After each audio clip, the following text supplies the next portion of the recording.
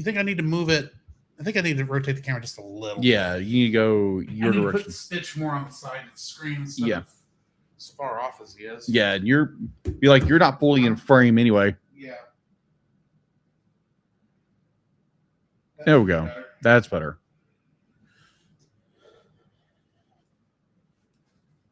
Sorry, people. We realize, for those who are just tuning in, hey, this is Jacob. This is Drew. And we are the Cellcast. We're reviewing tonight My Little Pony, the movie from 2017. And so be like, you may have saw, oh my gosh, the camera moved. Well, the thing is I have to reset up the camera and such every time we do this. Oh, yeah. Because otherwise I don't have my living room. That is true. Fully back to me. So it gets taken down and moved. So yeah, I just didn't have the camera put back in the right spot. Yeah. In order to get both of us on screen at the same time. That's fair. So yeah, again, we are doing My Little Pony, the movie, or it's the My Little Pony movie, or whatever it's called. My Little Pony, the movie. Okay, the movie. Okay. Yeah, it's the movie, which is confusing because there's actually two movies called My Little Pony, the movie. Yeah, the one from the 80s. The 80s, and then this one. We're doing the 2017 one, the one that's a tie-in to Gen 4, aka My Little Pony Friendship is Magic. Yes. So yeah, we'll get started. Show I watch too much of. It happens. Just go ahead and admit it now. Yeah. There's no point in trying to hide it at this point. Not that I was ever really hiding it. I just wasn't bringing it up. The carrots are out of the closet. Carrots. Horses eat carrots. They eat hay. Hay. They also eat carrots. I was making a reference. Never mind. Okay. I eat hay. You eat hay. We all eat hay. Pinkie Pie. Again, someone who watched the show today. One episode. That's from it's a stupid joke when you get right down to it. Also, you've only seen like what 2 episodes total? Because I know at one time you said you had seen at least one episode. That's right. Before because you were doing like some art for somebody. Yeah. I think no, that was Bluey. Blue. I know you had done it for Bluey also, but I thought I remembered you saying like on a what we've been watching segment from all the way back in our first year that you had watched an episode. Oh, okay, an episode. I don't remember which episode. I don't remember either. I don't remember watching this. So okay, that's fair. So this is pretty much, for all intents and purposes, all you know. Yeah. So hold on. I think I do watching something about it, but I've seen clips and everything. They popped up on feeds and everyone. Right. They like they do. Like it's been going on on me for the past 3 weeks. Right. Because the algorithm is listening. Yes, it does. But thanks, Google. But we're gonna wait for some people to get in the chat. You know, this is our normal Friday night. I know that Steph will not be here. She's gone to a movie night. Oh, okay. At her church. Nice. So curious what movies she went to go. They're seeing. She wasn't sure on the name, but it was an older one that was more. It sounded like it was one more. It's not like the Hallmark-esque movies, like Christian movies, like we get a lot nowadays. Oh, okay. I'm not trying to throw anything under the bus, but you know what I mean. Yeah, there's certain Christian films that are just like, okay, they know who in the Christian world is going to be their audience, and they have definitely filtered it towards them. Okay. Oh, Artsy Steph is here. Hi, Artsy. I didn't feel well, so I'm here. Awesome. Well, I'm sorry you're not feeling well, but I'm happy to see you. Yeah, exactly. Same here. So yeah, we'll get started in a few minutes on our little. We'll get into our little, spoiler free, and then our review. We'll get into the review in a few minutes. Yeah, in a few minutes, we'll get let the audience filter in, and let them get seated, get their popcorn or whatever. Artsy, did you happen to remember whatever the name of that movie was, just for curiosity's sake? Pony Times. I will admit, I have debated. The Great Awakening. The Great Awakening. Okay. That's Hey, not bad. Andy, how you doing? Hey, Andy, what's up? I wasn't sure that when you said be like, who in the world? Oh, Andy, gotcha. Well, I was the thing. I every time I look at that, I have to remember. Okay, I know it's either Andy or Kirk. Yeah, I think it's Andy. Yeah, I think it's Andy. Because I think Kirk usually comes in on Rushmore tags. So let's see. Archie says, I had a feeling you were gonna talk about it when I came in. Haha. I like me in historical dramas, so probably won't like it. Would have liked it. Would have liked it. Well, I'm sorry you're missing that, but I hope you do get to feeling better. Yes. We will try to entertain you. And apparently I'm correct. That is Andy. Yeah. So I think a couple of weeks ago, like we did a movie at our church with our singles group. And I'll enough be like, guy who's been married for 2 years is still in a singles group. Well, y'all are kind of just say it. De facto members. Like we don't want you to leave. That is true. Like, yeah, sure. You're not single anymore. You're still friends. Yeah, we're still friends. And don't necessarily want to lose you to another Sunday school class. That is true.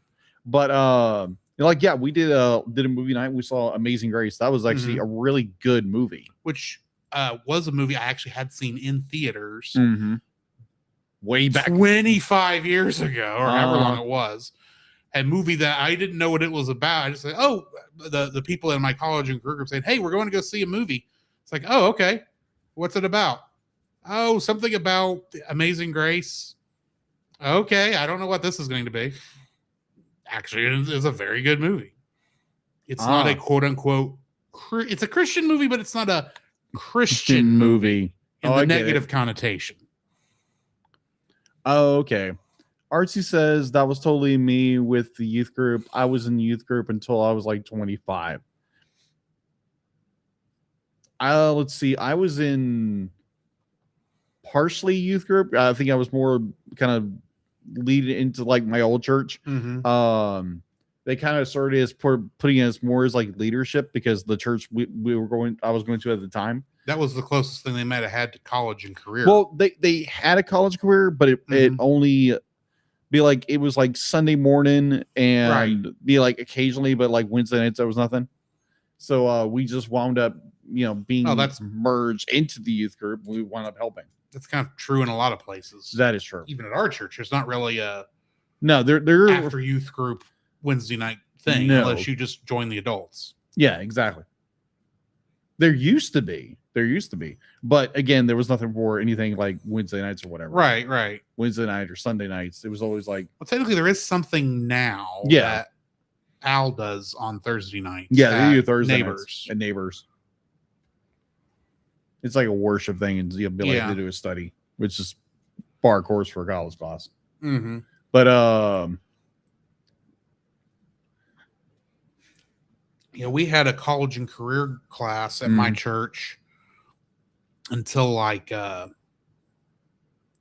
went for a couple of years, but it was mostly because my class, my graduating class, we had so many people in that were still going to that church. It just made sense to keep something going. And then once we left, all moved off and did different things. I think it went away. Yeah, that totally happens. Hey, PaulJPowers.com. I don't know about neighbor. We're a little distant, but we'll be friends. Hold on. Because friendship is magic. True. Every pony knows that. Oh my gosh. I'm going to try not to do the whole any pony, every pony thing. This is gonna be something tonight. I got a feeling in my bones. I have a feeling we're going to have fun. Oh, we're gonna have fun with it. I'm hopefully not going to come out of this feeling completely embarrassed. It happens. But hold on. As Jacob is looking up maps of where California and Texas are. That's like, well, we're neighbors 4 states over. Jacob. we're closer to Florida than we are to Paul. I know he's in California. But Sadly, we're 4 states over. Enjoy your PaulJPirates.com. Go enjoy your Patriot games. Thank you for popping in here. Yeah, thank you. Appreciate it. Because they're reviewing Patriot games tonight. Patriot. Oh, yeah, I remember that game. That game. That It's a game? movie. The movie. It's a movie. It's based off a book. It's a Jack Ryder. It's a Jack Ryan movie. The Jack Ryan. Starring Harrison Ford.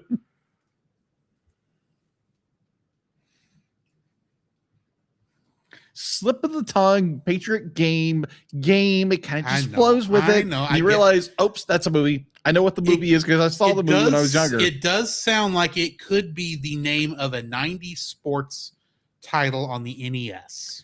True. Like California Games or Summer Games. Nintendo games. I mean, these are the actual titles of NES games. Right. I'm closer to the Paul on a hop, skip, and for you too. And from YouTube.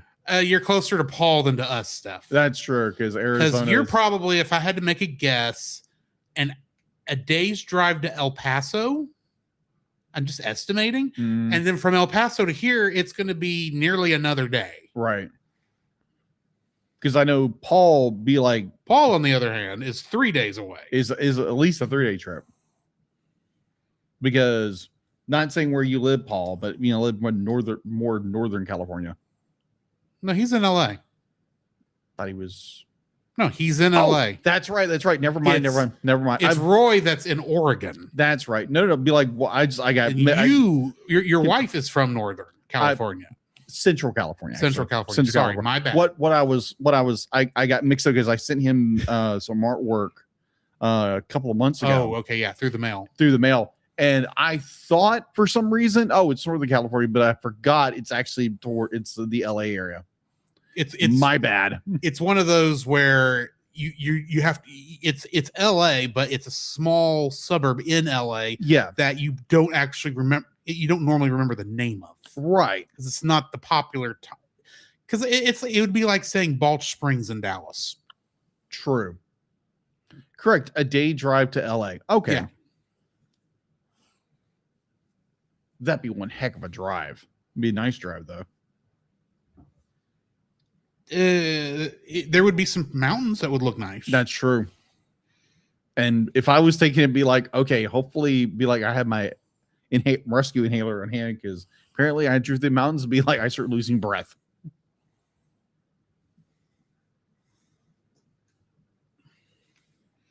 True fact. Let's say that. I did it in California and I did it in South Dakota. Fair enough. It's not a fun feeling when you're driving up to Mount Rushmore and you start losing breath. I get it. Admittedly, I don't have it like you do because I don't have asthma. But I do remember about 10 years ago, we went to Rocky Mountain National Park in Colorado up there by Estes Park. Right. And we drove up to the top of the mountain because that's, we're taking the whole tour around the park and all that stuff. We're up there and we get out at this scenic overlook. Oh, okay. I get out of the car, do the whole stretch because I've been sitting for a bit. Mm-hmm. My grandparent, everyone else is in the car. My grandparents, my mom, my aunt and uncle, they're getting out of the car. And I have this habit that I've had for years that when I'm waiting for other people, I kind of get up to see what I can see. If there's like go explore. I go to the sidewalk to get out of the way so I don't get run over by other cars. Fair. Even when the cars will definitely see me at that age. But I went and just walked up to I walked to the curb and then there was these stairs up because it was a raised median that was a good 4 or 5 feet up. So I just went and climbed the stairs. I got to the top of these stairs. It's like 5 steps, right? Right. Like 3 times the size of the steps that are outside this apartment. Right. I was out of breath. I have never been that out of breath. And it's just because there was no oxygen. That is fair. Up there. Yeah, it's a higher climate. So I would agree. Artsy does say, like in her last one, I've driven from Arizona to Missouri, and I remember it was very, very flat in California, in the Oklahoma range. A lot of Oklahoma a lot is of them indeed was flat until you get to the stuff that is the edge of the Ouachita Mountains around Broken Bow. Yeah, which technically just north of here.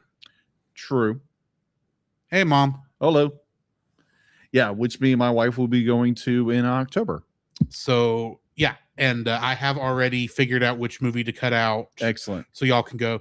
Admittedly, I dropped one of my picks because, and honestly, here was the reason.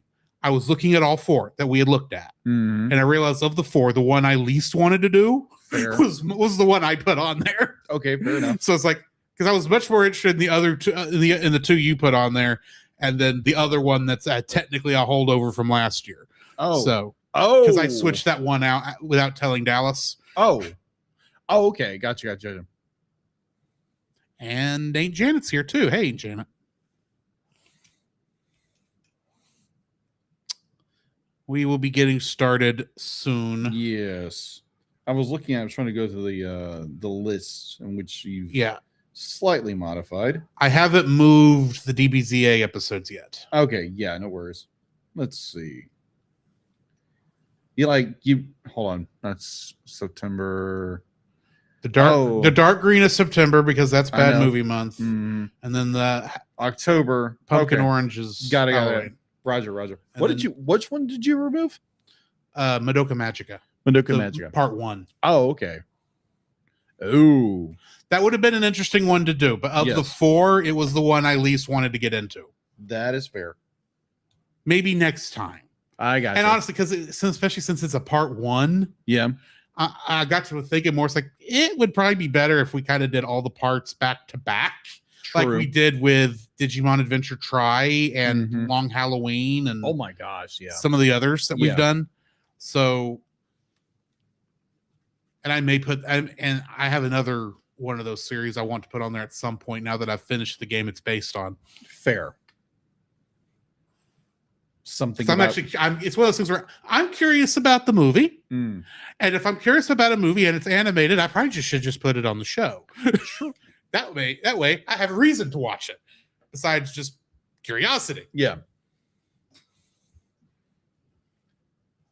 Oh, and to let everyone know of some of our upcoming plans, while we don't have set in stone when we're going to record the reaction episode yet, we are talking about going and watching Coyote versus Acme and doing a reaction episode to it. Yes, which will be earliest the end of the month when the movie comes out. Sure, and it's getting very good reviews, so that makes me happy. Yes.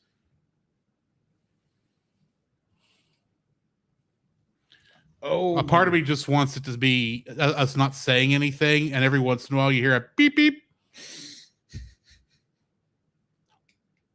Because obviously, because that's a Wile E. Coyote thing in general. That is true. You just wouldn't be able to see the signs that we were holding up. Oh, that'd be weird. Just do that as a starting joke for a little bit, and then get into the whole episode. Wham. Yeah, I think it's come down a little from that on Rotten Tomatoes now, Artsy. 98%. Yeah. So it dropped by 2 points. Right. It's still high enough that Zaslav's going to regret not having let Warner Brothers release it. Even though, ironically, he probably might have done that movie a favor by canceling it, because now that the whole world knows about it, like, I can't tell you I would have gone and seen this had this whole debacle not happened. Right. I'd have been interested, but I wouldn't be like excited to see it. Fair enough. Because I would have just thought, oh, it's like the Tom and Jerry movie that came out a couple years ago. It's going to be something like that. And it may, to a degree, still be something like that. Maybe. But I'm hoping it's better. All right. So we should probably get started soon. All right. So for our audience in general, because we're coming up on the 2027 season. So we have a few movies and the idea of what we're going to do. So if you have any suggestions that the movie, like newer, like movies that we have not reviewed yet. Yes. And Please, bear in mind, these are suggestions. suggestions. This is not like we're giving you free patron picks. Yeah, no. Be like, these are simply just suggestions that we may take into consideration, and be like, if you want to be on said episode, you can, if you, within reason.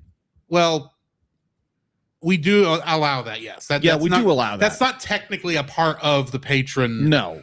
reward, because that's not how we've handled it with any of the guests we've had on. No. We've just said, hey, either A, we're doing this movie, you want to be on it, or B, hey, we want you to be on we want you on the show. Is there a movie you're interested in? How can we schedule this out? Yeah. And if you want to be on it, you're more than welcome to. Right. But it's like, yeah, if you have any suggestions from some we have not reviewed yet, and maybe it's something but like you love, we've never heard of, and you don't necessarily want to do a Patreon, and this is an opportunity. Reserve the right to say no.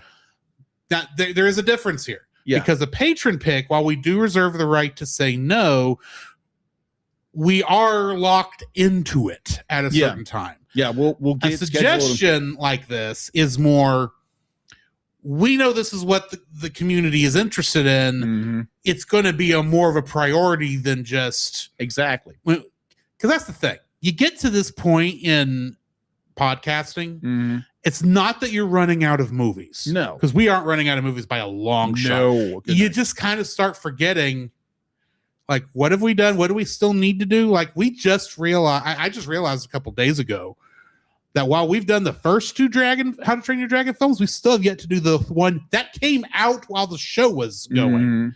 Because we have yet Which to was a good movie. We've only reviewed the first Shrek movie. Yeah, the first one. And you have 2, then can we forget 3? If you're doing the whole thing, you got to include it. I know. It's a horrible movie.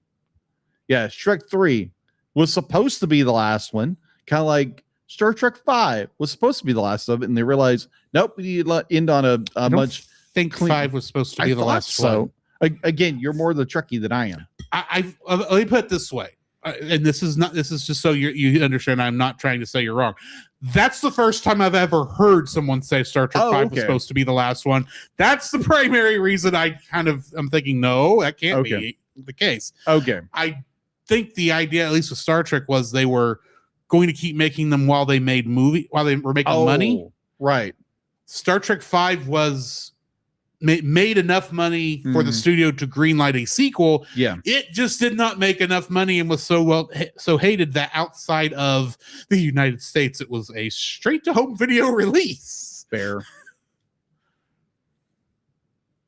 And I remember like something gives me like, I like watching documentaries over movies, and they were saying it's like, well, be like, ever since the movie did so poorly, they were going to cancel it until they got. And it's like, well, we've got this anniversary coming up, and they're doing this. We need to do one more film at least. Well, and the other thing is, if you actually look at Star Trek 6: The Undiscovered Country, there is a lot of places where if you know your sets, you can spot the redresses from Next Generation, from other movies, from different things here and there. It's very much much like The Wrath of Khan. It's a movie made on a much stricter budget after another movie before it had not done correct. Right. So that makes sense why they got the director of Wrath of Khan to do Star Trek 6. It makes sense. And I still say 6 is my favorite of the original 6. So 2 is good. It has earned its place as a classic science fiction. I will not denigrate Wrath of Khan because Wrath of Khan is a great film. But it's just below 6 for me. That is interesting. Just below. Again, I think Star Trek 2, Wrath of Khan is probably one of my favorite of all time, like Star Trek movies of all time. Probably one of my favorite science fiction movies ever. And I get that. Like I said, I will not say you're wrong for liking Star Trek 2. I like Star Trek 2. And it being your favorite, I'm not going to knock it. Right. I'm just saying, as someone who has watched the first 10 films, and it's me being honest, I have not watched the Abrams-verse films as many times as I've seen the original 10 films. Fair. The first 10 films. Of those, Star Trek 6 is just the one that I enjoy the most. Okay, so it's on the top of your eye. It's on the top of my personal favorite. And if we're talking about like which one do I think is technically the better film, I think it goes to 6. Okay, but it's a very thin margin, very, very thin, and the primary reason I like it more is simply because it's got more of a what's the original cast and all that. It's got more of it's a 90s feel since it's actually made in 92. Okay. So it's got a little bit more of that nice clarity to it, for lack of a better term. Fair. Whereas you get the others, there's a little bit of, I don't know how to put this, not old movie funk, but kind of it's that feel like the first movie, like Motion Picture is definitely a 70s film. Mm-hmm. 2, 3, 4, and 5 are definitely 80s films. Mm-hmm. And 6 is definitely a 90s film. Yeah. And I think it being a 90s film and it being the one that's closest to how I think of how movies are made or should look as terms of my childhood. Mm-hmm. It's the one that fits it better. Okay, fair enough. And plus, you got it's the first one where the Klingons are the actual bad guys. Besides, where it's not Christopher Lloyd. True. Yeah, because Klingons are the bad guys in 3, but 6 is like it felt more like modern Trek.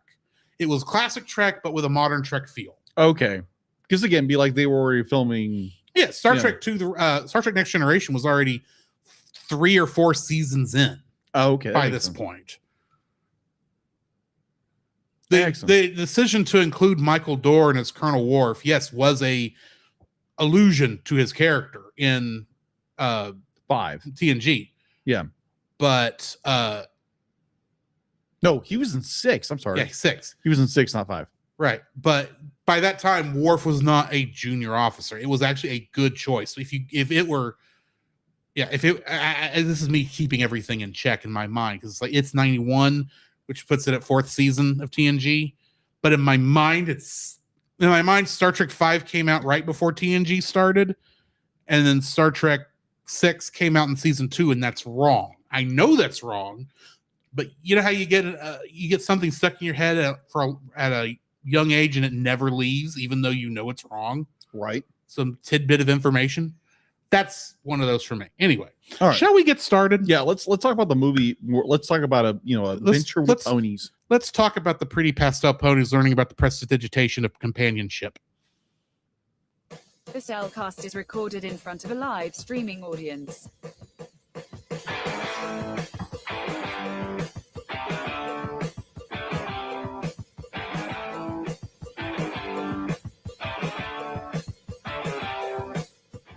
Hello and welcome to another episode of the Cellcast. Nay. Joining me today is a man who, well, he just has a crush on a white unicorn. Welcome, Jacob. I thought we were reviewing My Little Pony, not the last unicorn. Oh, we are reviewing My Little Pony. I just made a reference to you being Spike the Dragon. That's all. Oh, okay. Because he has a crush on Rarity. Oh, okay. Didn't know that. I know too much. Let's continue. Yeah. Why, thank you. Apparently, I'm a little dragon now. That's cool. Flap, flap, flap. Don't you dare fire that gun. We don't need him turned into a dragon. That's going to cause so much damage to the studio. That would be true. You know how much repairs that would cost? I know. I don't want to get kicked out of this apartment. I've just moved in here nearly a year ago. Yeah, that is true. Why, thank you. Let me introduce our co-host, a man who went on a simple quest to find some griffins and instead found some seahorses. First off, they were not griffins. They were hippogriffs. Oh, hippogriffs. There is a difference. That and is it's true. Not just me knowing Pony that knows that. No, because, yeah, hippogriff.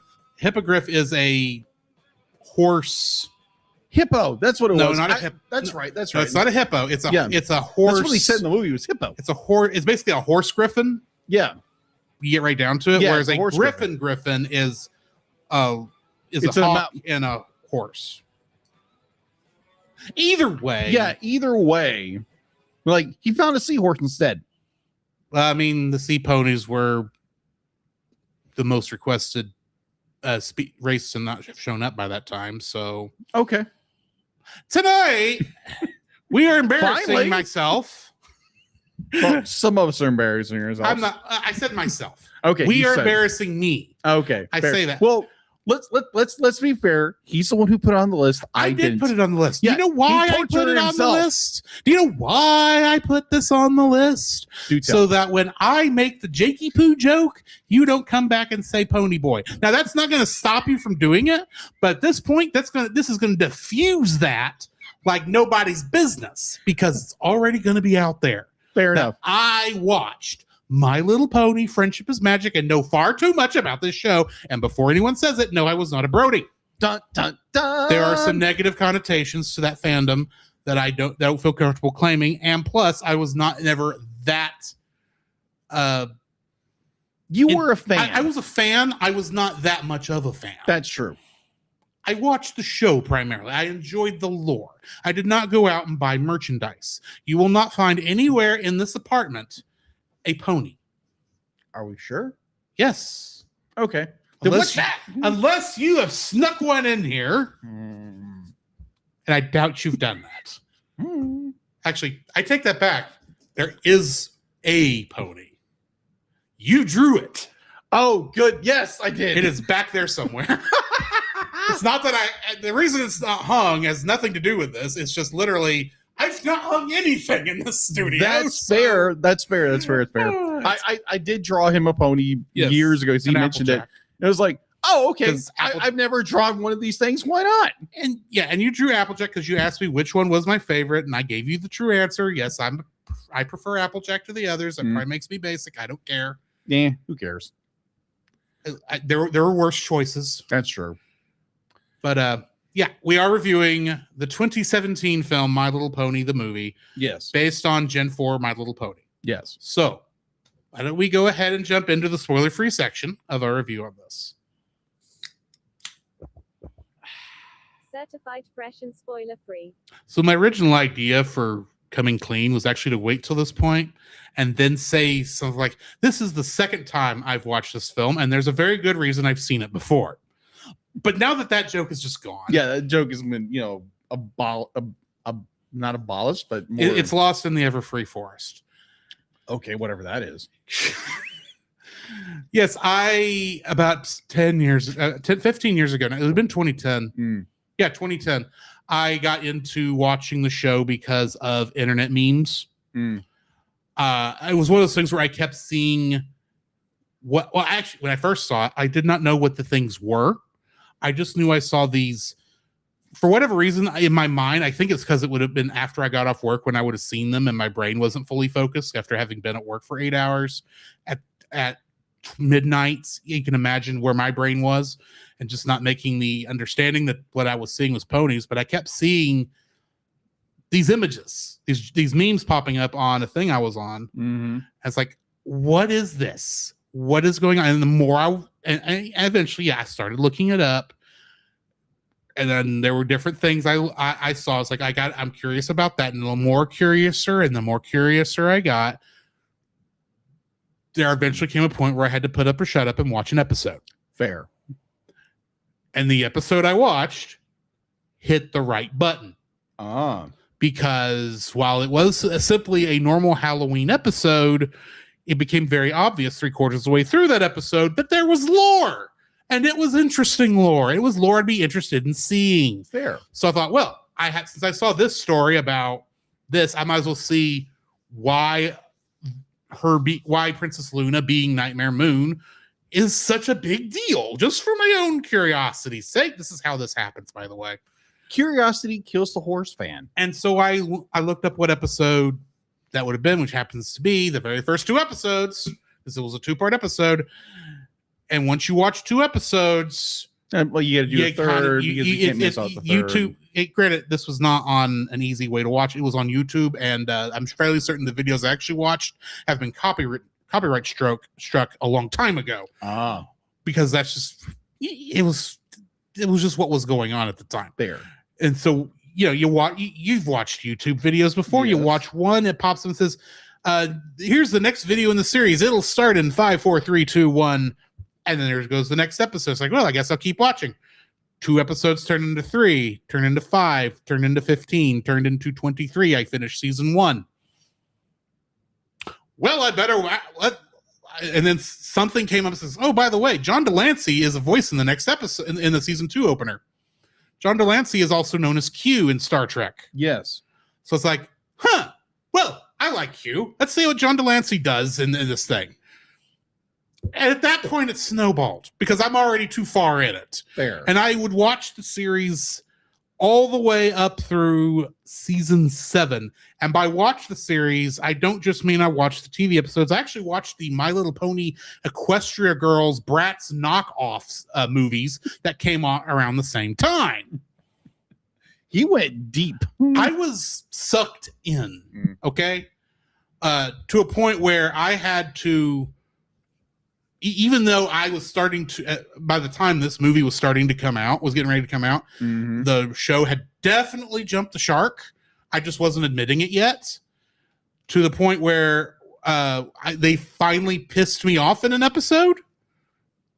And then I was like, oh, I can't believe they did this. There's no way I'm done with this. And then, of course, I watched 2 more episodes and said, yeah, this is definitely done. And then I haven't watched it since. But yes, I did see this in theaters on opening night at the AMC in Tyler. Gotcha.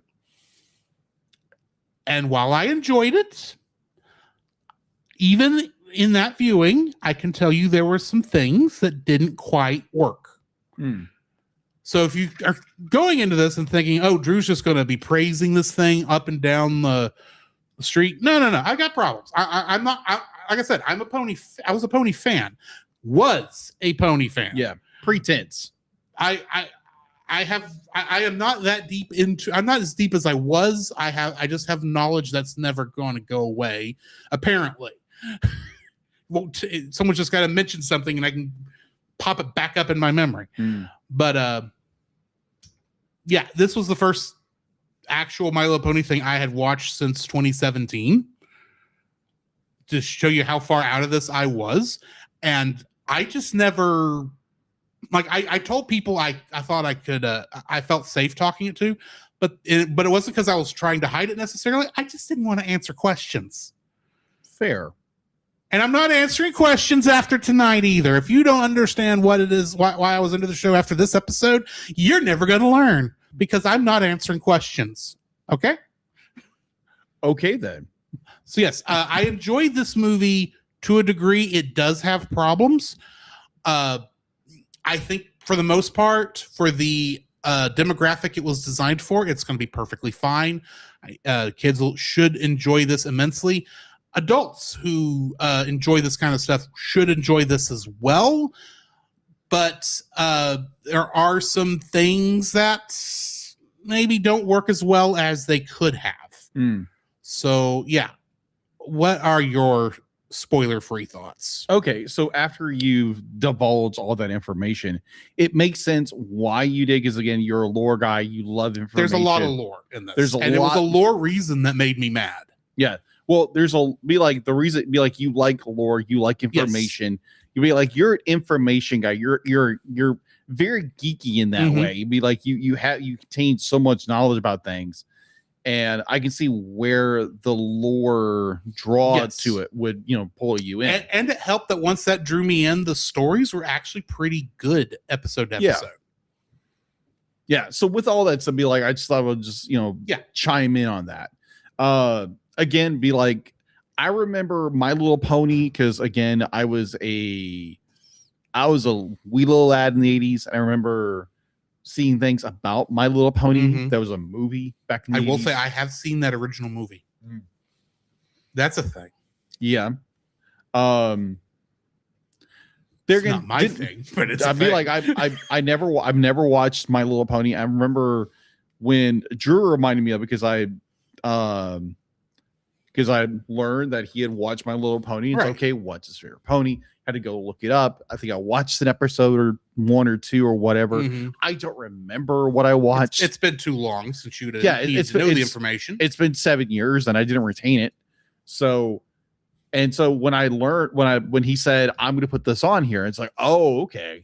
Well, in So- all defense, I had said early on in the show that I didn't want to review this film. That is true. You were very adamant about. I was not very watching. adamant this one was never going to come up on there. Yeah. And you were nice enough not to push it. Yeah. And 7 years later, you put it on the list. Well, I put it on the list because a couple years ago, Mm, around the time, I don't remember when it first happened. Yeah. Because it caught me off guard, but I don't remember when it was. I think we were on a show, like in the pre-show, yeah. and Miss Colleen had popped in to say Oh, hi. yeah. And you did the mama bear thing. Yeah. And I said, in defense of Miss Colleen, Mhm. something Jakey Poo.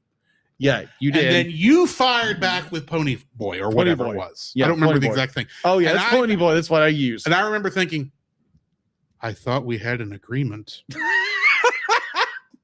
It's like, hey, you'd be Apparently like, not. But then I got to realize, okay, yeah, you don't want me making that joke, so that's why you're firing back with something like this. exactly. And in my defense, I caught on. I You have did. only done the Jakey Poo thing like one or two other times. you did. And in both those cases, you did fire back with that. I did. So I get it. It's I only get it. it's only fair. But And 11 podcasts. yes, and as we've always said, anything we say can and will be used against us on the podcast. Precisely. So in order to within reason, the remainder, in order to defang this for me, Dehove. I went ahead and put it on the list because really I was the only one who could, Yeah. and no one really get any bad feelings pop up. Yeah. There's no way I would ever put it on there because they're gonna. I Right. have no connection with it, and I Yeah. do be like he had a connection with it. So if he wanted to put it on there, it's gonna be his choice. I'm not gonna try to push him to the do only it. other way would have popped up would have been had somebody done a patron pick on this. Exactly.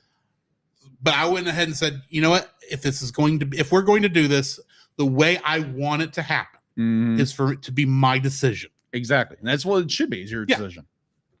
It shouldn't be like someone pushing you to do it and you don't feel Right. comfortable with it. So yes, That's fine. I to a degree, I have not been looking forward to this episode because, as you can probably understand, Mhm.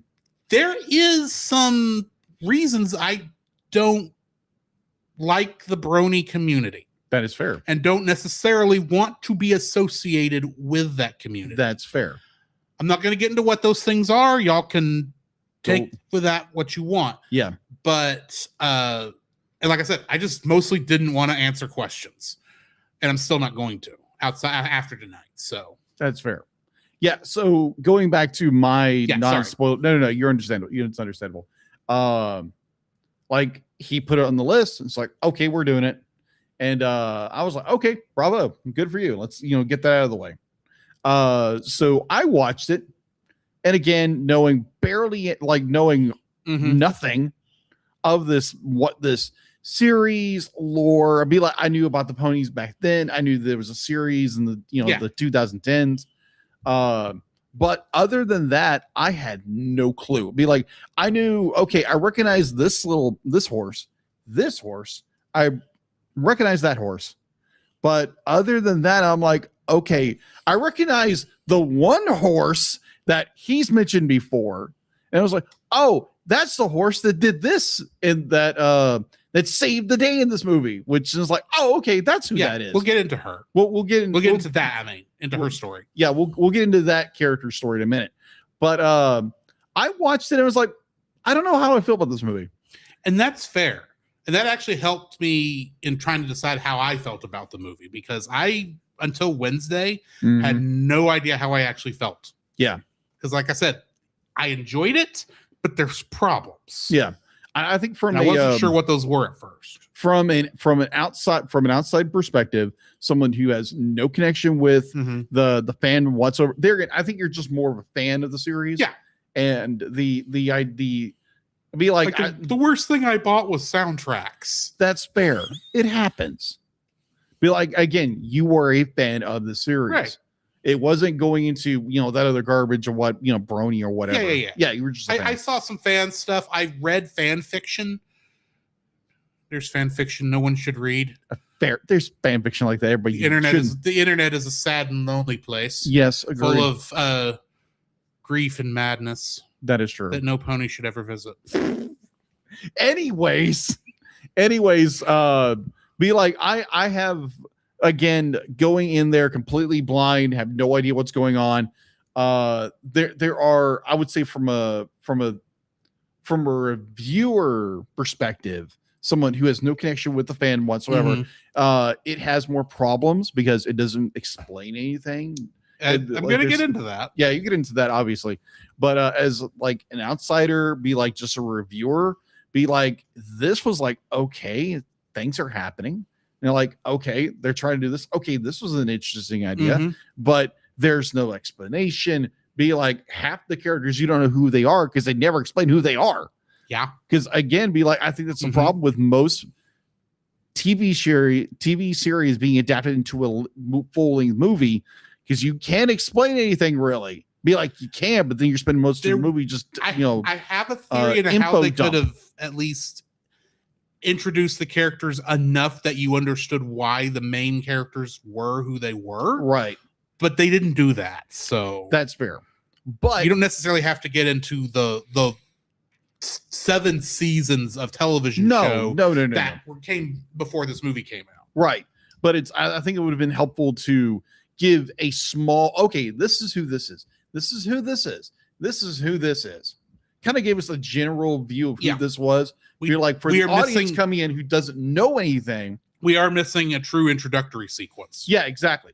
Because I think that's one of the problems with movies that are like TV series adapted into movies. Yeah. And there's no information, there's no lore, there's no who this character is. I would say there's some movies that do that correctly. There are, but this is not one of them. No, this is not one of them. This is a movie made for the fans. And that's part of the problem. That's part of the problem. But we'll get into that later. We will get into that later, but I have more of like, okay, it's an interesting film. I see a lot of problems with the film, but it's like, it's okay. It's not great. It's okay.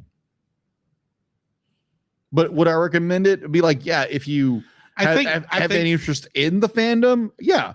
I think most kids who would have been what it was aimed for, it would have been fine. They wouldn't have cared as much. Yeah. But we're looking at like, well, obviously there's history, but the movie doesn't tell you what the history is. No, there's nothing. It doesn't give you a hint at what the history is. Exactly. It doesn't tell you how this motley crew of very different characters are friends of any way, shape, or form. That would have been nice. Yeah. But overall, it tells you something when Mighty Morphin Power Rangers the movie did a better job of introducing the characters than this does. You're not kidding. Like that movie was written better than this. Yeah.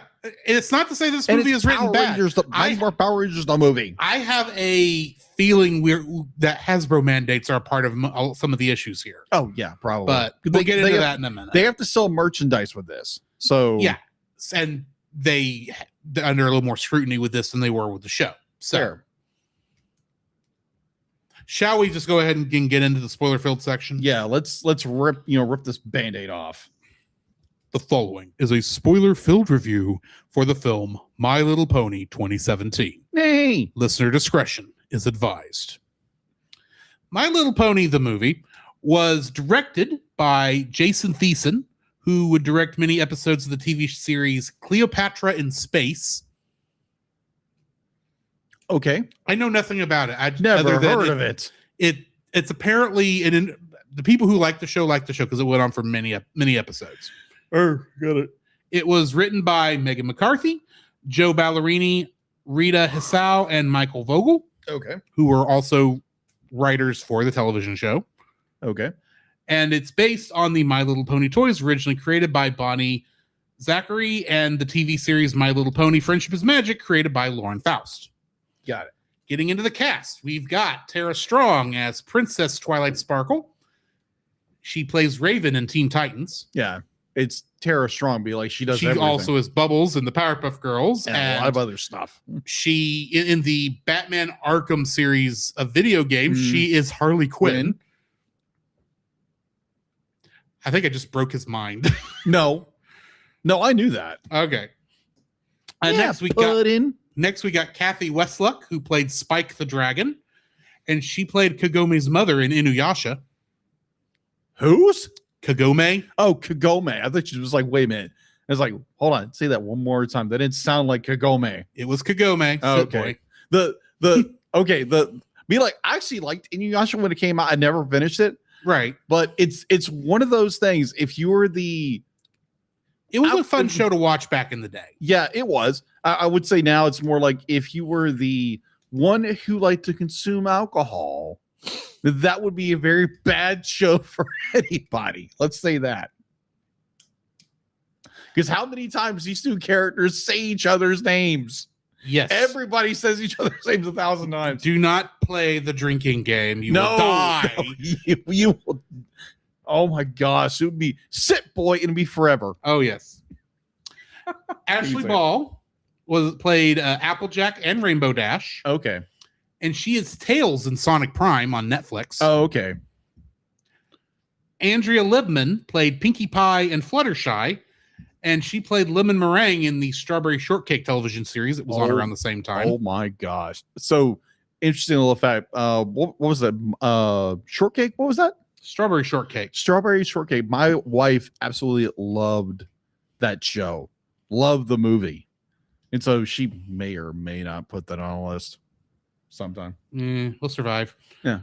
We've done weirder. So Oh, yes. We're doing My Little Pony, the movie. Yeah. Tabitha St. Germain was the voice of Rarity, Princess Luna, Granny Smith, and I can't call her that. Derpy Hoofs. Derpy Hoofs. I am not calling her Muffins. That is not her name. We'll get into that in a minute. Muffins! And in the Littlest Pet Shop series that was on around the same time, she played Pepper Clark, the main character. Okay. Nicole. Oh my gosh. Oh What? my gosh. What? Oh my What? gosh. No. Just it was Say it. muffins. Just okay. Muffins. No. Think about it for 3 seconds. Muffin We're button? we're okay, funny too. But we are doing DBZ abridged. Muffin button, yes. Muffin button. That was why I said muffin button. Sorry, I didn't hear you say muffin. I heard you say muffin and I didn't hear I said muffin button second. Anyway. You did. Anyways. Anywho. Anyhoof. Nicole Oliver was the voice of Princess Celestia, Lix Spittle, and additional voices. Lix Splittle? Who? Yeah, he was one of the bird pirates. Okay. The one that played Right. the accordion and kind of screamed a lot Oh. instead of actually having talking roles. Okay. He squawked a lot. Got it. Yeah. Got it. Continue. And she played Zoe Trent in Littlest Pet Shop. Oh, okay. Uzo Aduba, and if I said your name wrong, I do apologize. She played Queen Novo, and she was Suzanne Crazy Eyes Warren in Orange is the New Black. Kristen Chenoweth Yes. played Princess Skystar, and she played Olive Snook in Pushing Daisies. Okay. Taye Diggs played Capper, and he is Triton in Disney Junior's Ariel TV series, The new one? the new one. Oh, okay. The one that's based off of the live action Little Mermaid, Oh, okay. Yeah. Okay. Gotcha. or more based off that. Yeah, more based off that. So when you went to Kristen Chenoweth, be like, you also know what she's also known for. Oh, Yes. oh, Certain musical. there's lots Big of musicals. musical. Lots of musicals out there. Yes. A certain Wicked, might say. Oh, was she in Wicked? I wouldn't know. No, yeah, she was Honestly, in Wicked. I didn't know. Oh, wow. Okay. Yeah, she was. Yes. Is she in the act in the? Is she the original one? She's the original Glinda. Okay, that's fair. Yeah. So yeah, she technically That's why is, she pops up in the movie. She technically is in the movie, but it's a cameo more than anything Yeah, it's a cameo with. Anyway, what's her best? Elsa. Elsa. Yeah. Yeah, Elsa. I was trying to figure out what John Travolta called her once. So like that was funny. Anyways, Yeah. Go moving right along. Dig-a-doom. Sia, the pop artist, played Yeah. Songbird Serenade, and that's pretty much all she's done. Yeah, she was. I don't know. She what, didn't have any acting roles. I'll put it that way. No.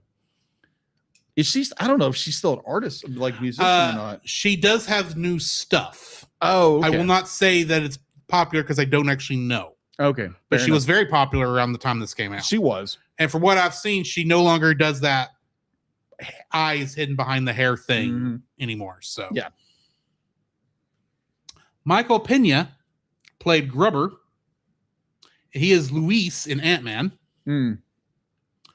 Zoe Saldana Mhm. played Captain Seleno. Oh, that's who she played. The Okay. pirate captain. The pirate bird. And she was Gamora in Guardians of the Galaxy. Of course. And Uhura in the Abrams first Star Trek films. Yes. And she's in The Avatar films as Sully's wife. Yeah. I don't remember the character's name. Sorry. Yeah. Been a while. I've seen the first two, and the second one I've pretty much meant I was never watching the third. I'll put it that way. Fair. Liev Schreiber was the voice of the Storm King. He played Victor Creed in X-Men Origins Wolverine. Sabretooth. Yep.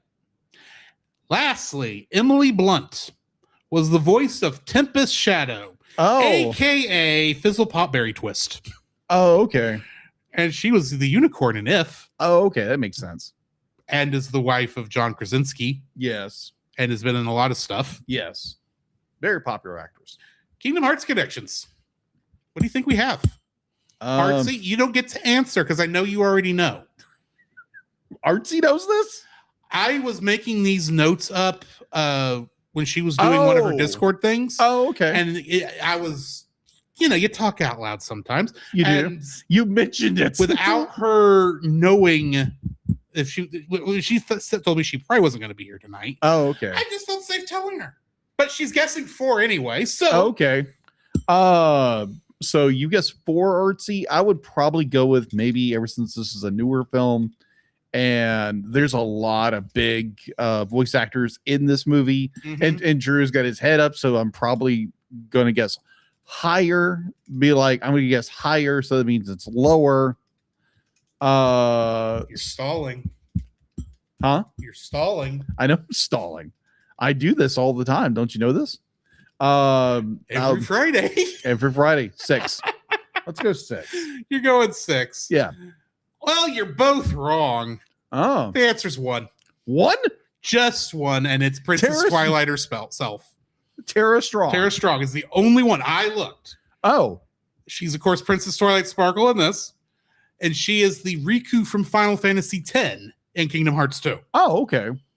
She plays in that game, they're fairies. Her, Yuna, and the other Final Fantasy X-2 character, Pain. Oh, okay. Pain? Pain. Oh, okay. She wasn't in the original Final Fantasy X. She was created new for X-2. Oh, okay. And Gotcha. she was very scantily clad, we'll say. Mm. That's what I saw by that. game. Info and stuff. All right. So, info and stuff. IMDb has a 6.6 point blah blah blah blah blah blah blah blah Mm-hmm. blah blah blah blah blah. Mm-hmm. Be like, for some reason I couldn't say 6.1 without holding a straight face for some weird stupid No reason. idea why that is. No, I have no idea. It's anyways. 6.1 out of 10. 6.1 out of 10. Rotten Tomatoes its reviewer score is a 49. I have a suspicion about where this is going, but continue. Its audience score is a 79. Kind of a gulf. That's kind of normal for this sort of thing. Yeah, kind of, because you have the fans who, oh my gosh, love it. The audience, the reviewers are like, meh. Mm-hmm. All right, streaming. If you want to stream, it's for $3.99. He watched it on Amazon. I watched it on Apple. Same price. I didn't. I'll get back to physical media in a second. I forgot to put that one on there. But you can buy it on Amazon Prime. I would think so. Yes. And I think it's it's still available on DVD and Blu-ray. Oh yeah, probably. Probably even 4K Blu-ray. Probably at this point. Let's see. Production was Allspark Productions, DHX Media Vancouver, and subsidiaries who did, little bits here and there for the movie. Top Draw Animation from the Philippines, Mm-hmm. Philolong Cartoon from China, Copa Studio from Brazil, distributed by Lionsgate Entertainment. Runtime was 99 minutes. Its release date was September 24th, 2017 in New York City, United States, and October 6th, 2017 in general in United States and Canada. Box office. It had an estimated budget of $6.5 million. Its opening weekend for October 8th of the same year for United States and Canada was 8.8. It's Just barely made money. It barely made its And budget. probably once you consider marketing, it probably didn't. True. It's domestic for the United States and Canada was $21.8 million, and it only made internationally was $60.3 million. Mm. So you have a movie that had a budget of $6.5 million Mm-hmm. and made about 60 million. That's still not bad. No, not bad. Not bad. Be like, you got to take into again, movies weren't Mm-hmm. because again, you still had a strong Blu-ray DVD market Yes. where it could make money at home. And we are also dealing with a main fandom that their True. primary way of watching any media from it was piracy. That is interesting. I am not There's saying pirates in this movie, which is kind of right. I'm not going to sit here and tell you that I am innocent of some of these of that sort of thing, but and they do and they did. So do, you're a pirate horse? you know what I mean. I know. And I will say the fandom did do a good job of supporting the show, but we'll get into some of that later. Dealing with it wasn't exactly easy to watch. The show was not easy to watch unless you had cable and satellite. Fair. All right. So home video release. My Little Pony, the movie, was released on December 9th, 2017 on digital download. It was later released on July 9th, 2018 on DVD, Blu-ray, and on demand. Special features included deleted scenes, music videos. Let's see, special features, blah, blah, blah, blah, blah, shorts, blah, blah, blah, blah, blah, which were bundled into the theatrical release, blah, blah, blah, blah. Home video bundles, both the film and the namesake, the 1986 film, which you can still buy. And that's a thing. Was released on October 16, 2018. Contributing to the 35th anniversary of the My Little Pony toy line. Release contains the same bonus material as the previous Blu-ray and DVD, as on this is like my tongue doesn't want to work tonight. Apparently, my mouth is full of hay. Not touching that. April 2018, My Little Pony the movie has sold over 200,000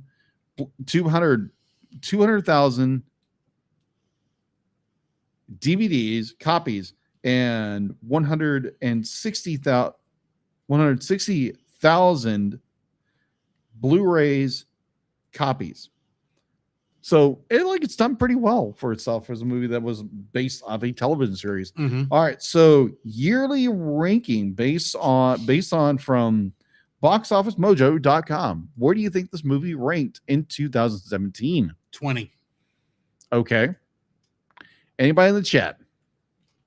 I'm guessing 20 because I'm fairly certain it did not do as well as Hasbro wanted it to. I think I'm trying to think that what other movies came out that year that it was technically be competing with. But if there was any Disney or Pixar or DreamWorks, or for that matter, Illumination, it would not have done as well as those films. Oh yeah, I've got the list right in That's front why of me. I'm thinking it's got to be lower, and that's why I'm thinking 20. Okay, Because I wouldn't call this independent by any stretch of the imagination, but this is not in the grand scheme of things, this is not a major release. No, it is not. 1 second. Come here, Pizzle. He dropped his pen. I dropped my His pencil. expensive pen. It wasn't really that expensive. It's based on an expensive It's pen. based on it. Yeah. Either or. In 3, 2, hoof, 1.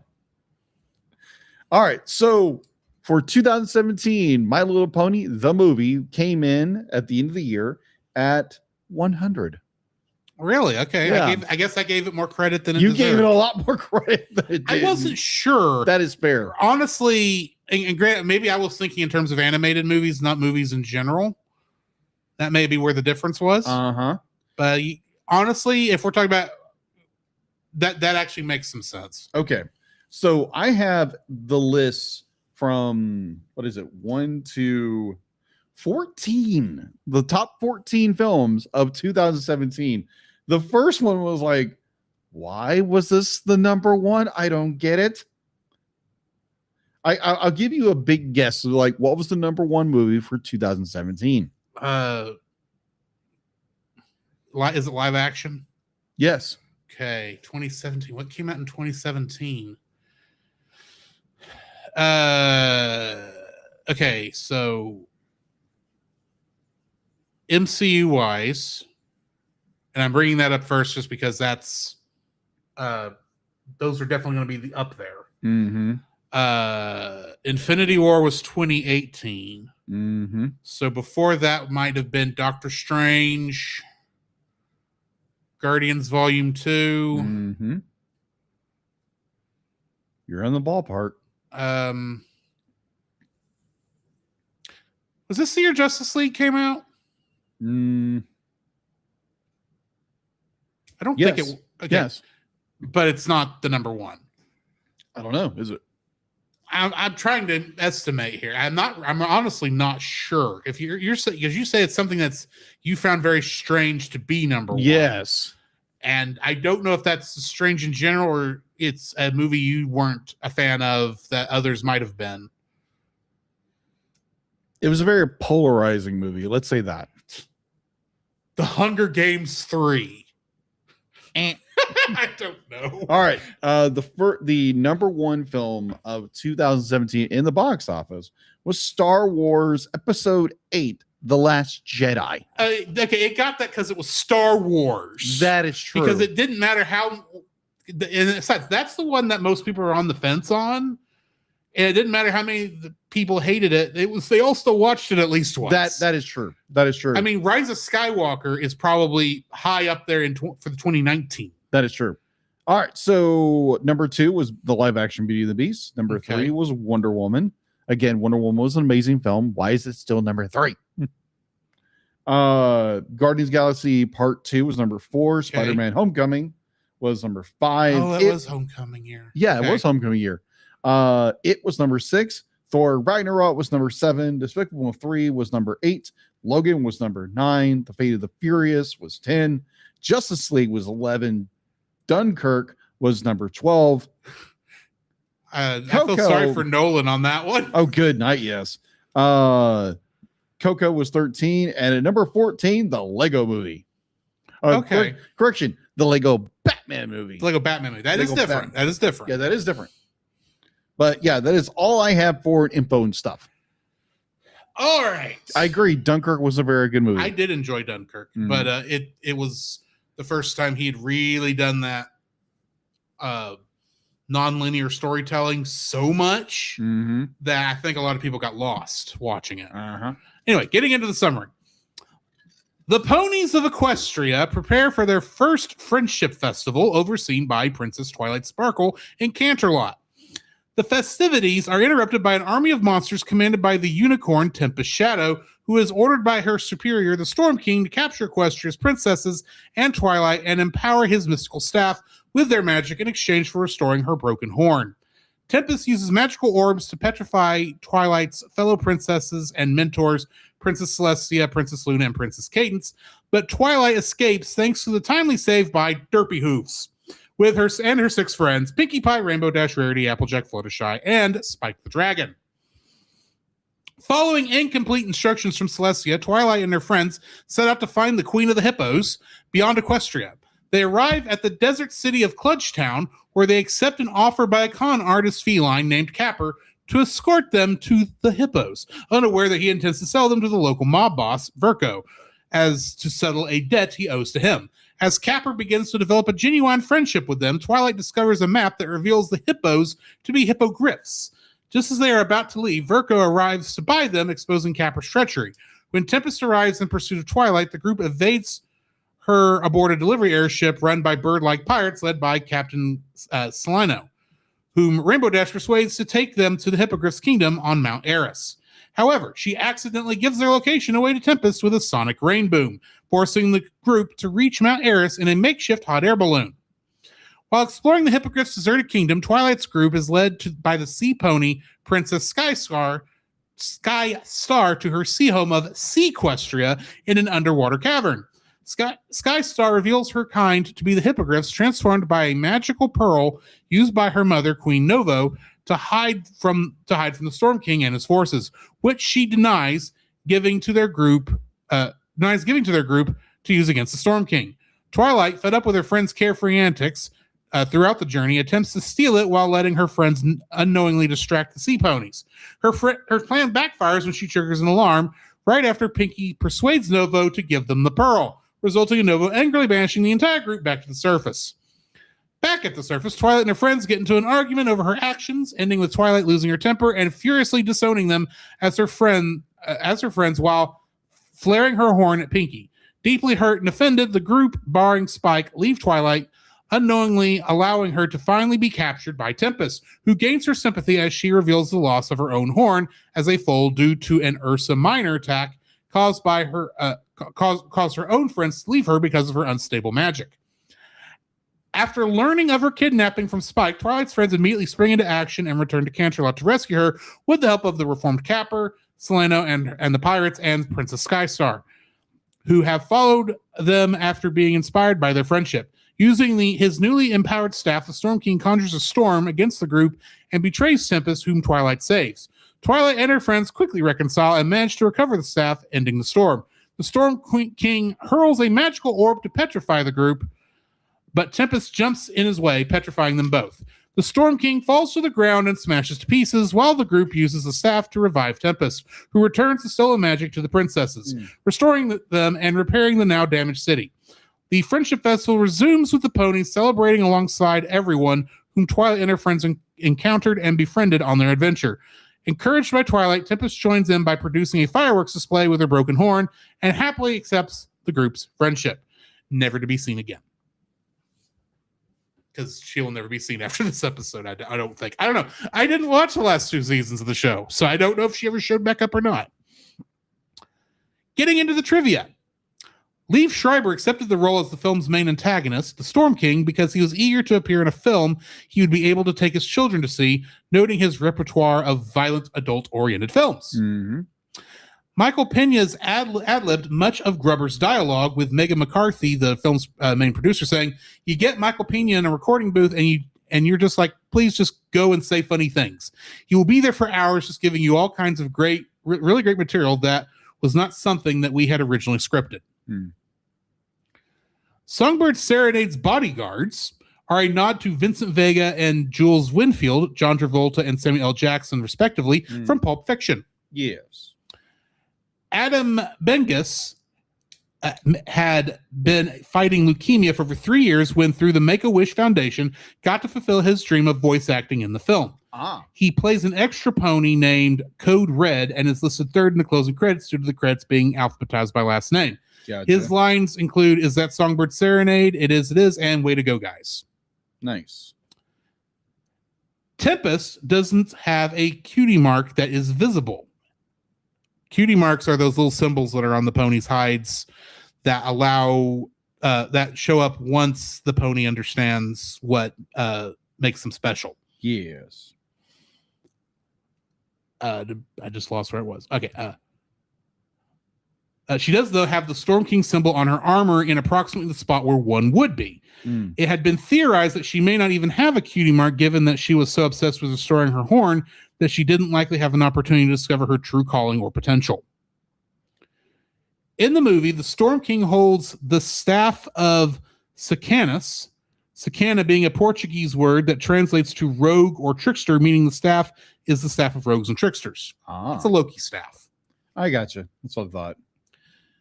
The Storm King's defeat marks the second villain to be defeated in the My Little Pony franchise. And by defeated, I mean killed. Wait, there's been another villain who was killed off? Well, yes, he does come back, but Magical Shenanigans is my understanding because it was an episode I didn't see. That other character being King Sombra in season 3 premiere. Gotcha. This one, however, was by his own hand. I gotcha. King Sombra was not. Other than he just would not stop. Anyway, the pony that saves the day and is the true hero of this tale, if we're being perfectly honest, is a young pony named Derpy Hooves. Mm-hmm. Derpy Hooves has an interesting background because this is a character that originally started off as an animation error in the very first episode. Really? Yeah. In the first episode, there was a scene that was taking place in what was going to be Twilight's house. Yeah. That had, because Pinky was throwing a party to welcome Twilight there. And so in order to save a little bit of money, all of the background characters were kind of just placed in the background and were still and didn't move. Yeah. You know, saving money. It was, well, one of the characters, a gray haired, blonde maned Pegasi with Bubbles cutie mark, was a standard background pony that they had made for the show so they could just always have characters for crowd scenes and such. Yes. And as a joke, one of the animators on that scene made her cross-eyed. And this didn't get caught because in the scene, her face was actually going to be blocked by, if I remember correctly, a bottle of hot sauce. Okay, then. The problem is that background play ended up being reused in a different spot by someone who didn't know about the joke, didn't see the joke, and it got past everybody, and it wasn't noticed until it got to broadcast. Oh, okay. And then was discovered by the then fledgling and up-and-coming brony community that was started on 4chan. And probably, I would assume it started off as a malicious name, as a joke, because internet, they called her Derpy Hooves. Okay. Now, it may have been a malicious name at first, but in my opinion, or from what we saw, the fandom embraced her and kept and preferred that name over any other name that was ever tried to be given to her, myself included. Right.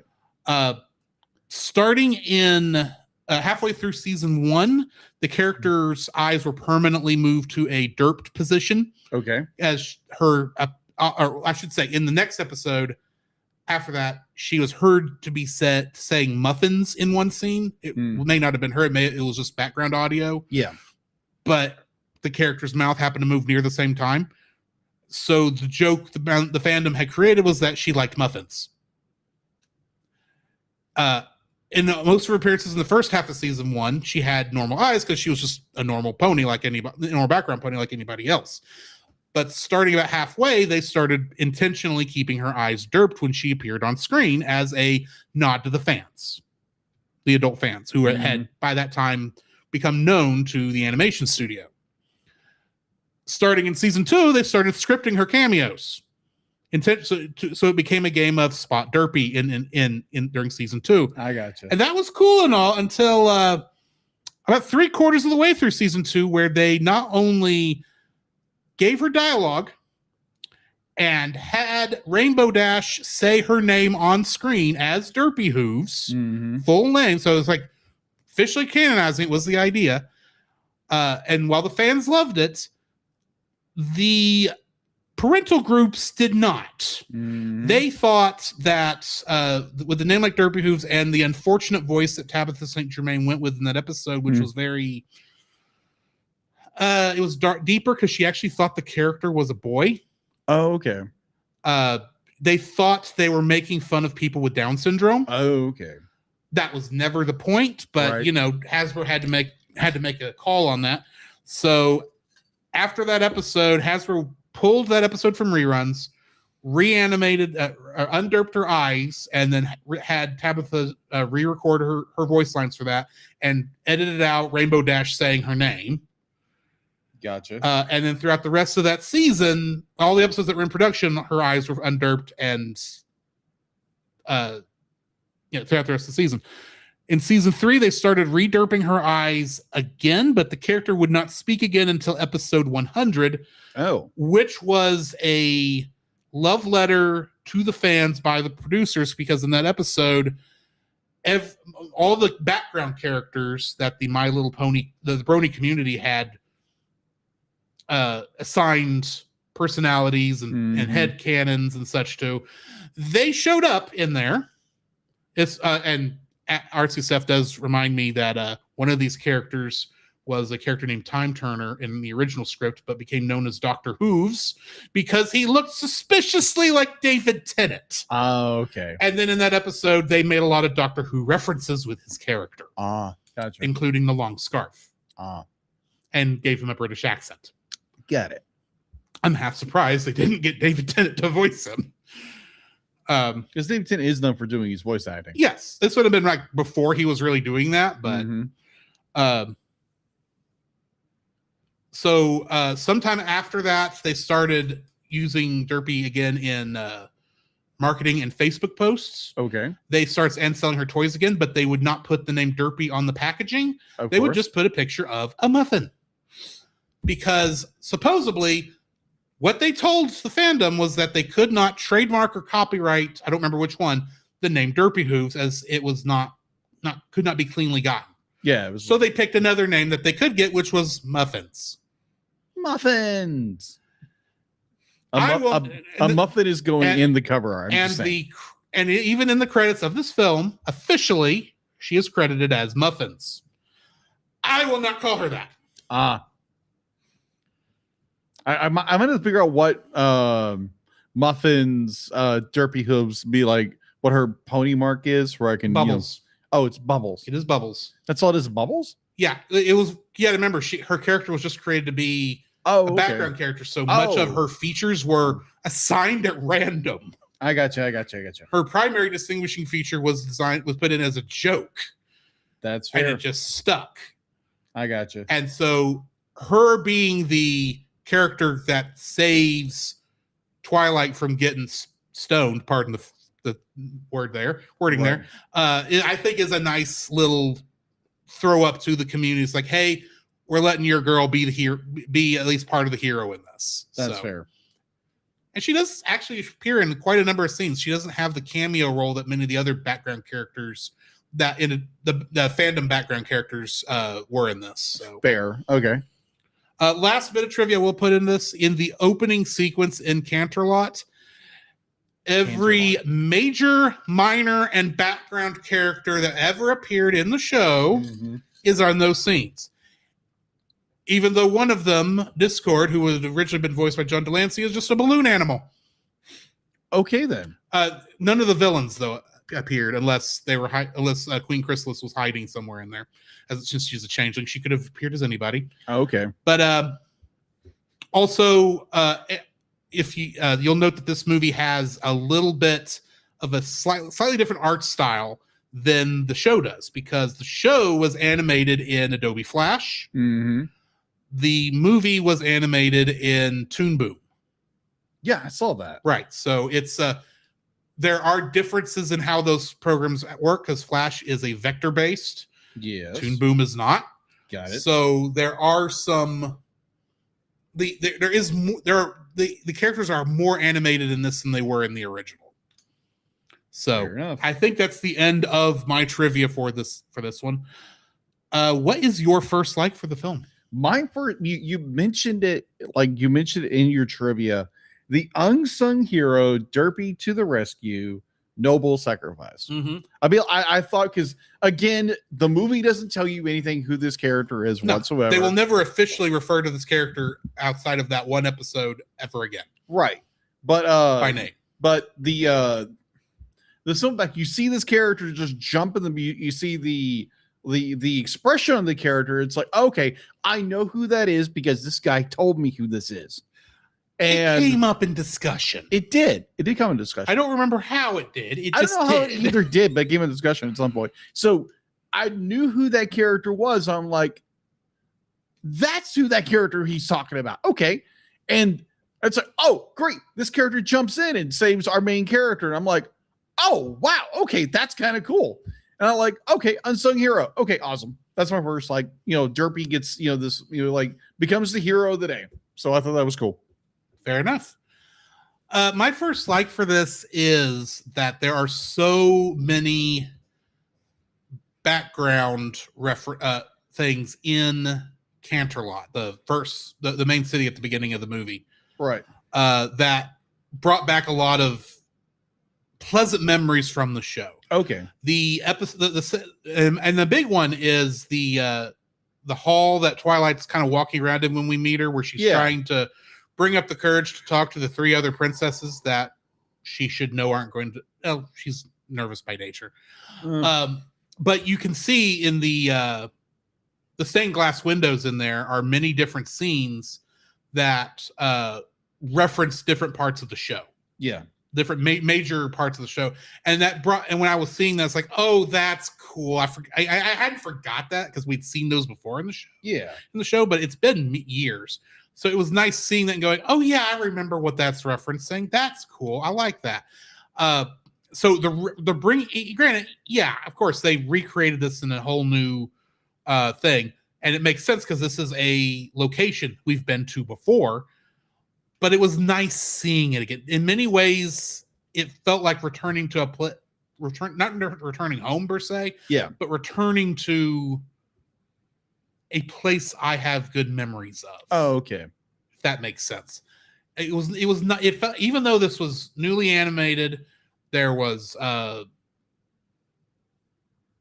there's much more larger in scope. There was a lot of things. It's like this is the show you remember. This is connected. It's just nice to be back with a nice coat of polish. That's fair. So, what's your second like? My second like. Oh, come on. Okay, gotcha. I'm juggling between sketching and doing this. I actually enjoyed the villain of Tempest Shadow. Like, she shows up. She's obviously a pony. And I'm like, okay, she's the villain. Okay, that's cool. I mean, it's okay. She's working for this. What's the actual villain's name? The Storm King. The Storm King.